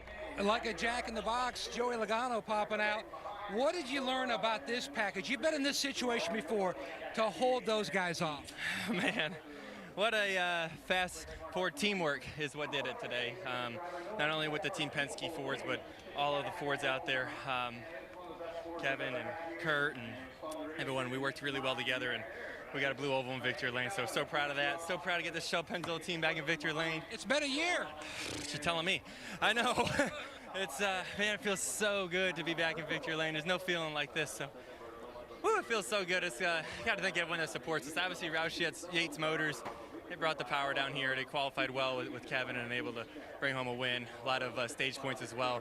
Coca-Cola, Wheels Up, Snap-on, AAA, Auto Trader on the quarters this week. And it's just it's been quite the quite the weekend. It's a long time coming. We've been getting consistent and scoring points, but the win was, we knew, just right around the corner. And man, it feels so good just to, gosh, I don't have to worry about the whole playoffs thing anymore. We're in, and God, it just feels really good. Third win at Talladega. Vince? Well, season best finish, second place for Kurt Busch. When it's so close like that, I know you got a woulda, coulda, shoulda, how that one could have played out differently, but what's your initial thought? Just felt like I needed to do something different, and I needed to run from behind the 17. Once he broke up Kevin and I wanted to stay with Kevin. My plan was to roll with Kevin till the last lap and then slingshot by him on the outside. The 17, percentage chance to say he's going to be the strongest guy here at the end. He was there. I just needed him closer to my rear bumper to get that draft and to get that run, but him, Elliott, everybody's running side by side, getting all they can, and it just didn't quite materialize. I got outfoxed. I didn't quite make the right move, and it's a shame. It was one of the best Fords I've ever had. So thanks to Doug Yates, all those guys building the engines, Monster Energy, Haas Automation. We're there. You know, I thought we could have made the move at the end with the 17. I just didn't get him. Gave it a run. Well done. Second place. Jamie? Well, Kevin Harvick, his teammate, led 12 laps today. It was exciting at the end. How would you describe today? That was a great day for our Busch Beer Ford. The guys have done a great job of making improvements to the cars that we bring to the track. We were way off on the handling at the beginning. They made great adjustments, and from there we were really competitive and in position to have a chance to win. And the problem is the Fords are so fast. We had 5 or 6 of them lined up down there in the bottom, and Kurt went to the outside a lap before I was ready to go and wound up getting hung out there. But everybody did a great job, and just got to thank everybody at Roush Yates Engines, everybody at Stewart Haas Racing, and especially everybody on our number 4 team that works on this Ford. Kevin Harvick, happy to finish this one at Talladega. Chris? With Chase Elliott, Chase was 4th place today. An eventful day. You had some contact on pit road earlier, a later tire penalty, uncontrolled, and you still managed to get in the mix. Did you think you were having a shot at it? Yeah, our Napa Chevy was good. It wasn't, I don't think, as fast as we've been previously at the restrictor plate tracks, but I felt like it was a solid car. I got to the end, and those guys around me were working together so much. I thought for sure one of them wanted to win a little worse than what they did. They were being very patient with one another, and I was surprised by that. So, if it was me, I feel like I would have wanted to try or do something. Those guys weren't having it. I was trying to move forward and make a lane and push, and they were not interested in advancing. So could have been a lot worse, so we'll move on to Dover. Patience at Talladega. Boy, we don't hear that one too often, Chris. No, and Joey Logano, the final 42 laps. It was 15 years ago today. This guy set the trend coming out of the hatch. And Joey Logano, the most recent to do it. That's Michael Waltrip. I'll get more thoughts from him on Joey Logano's big win for Ford here at the Super Speedway.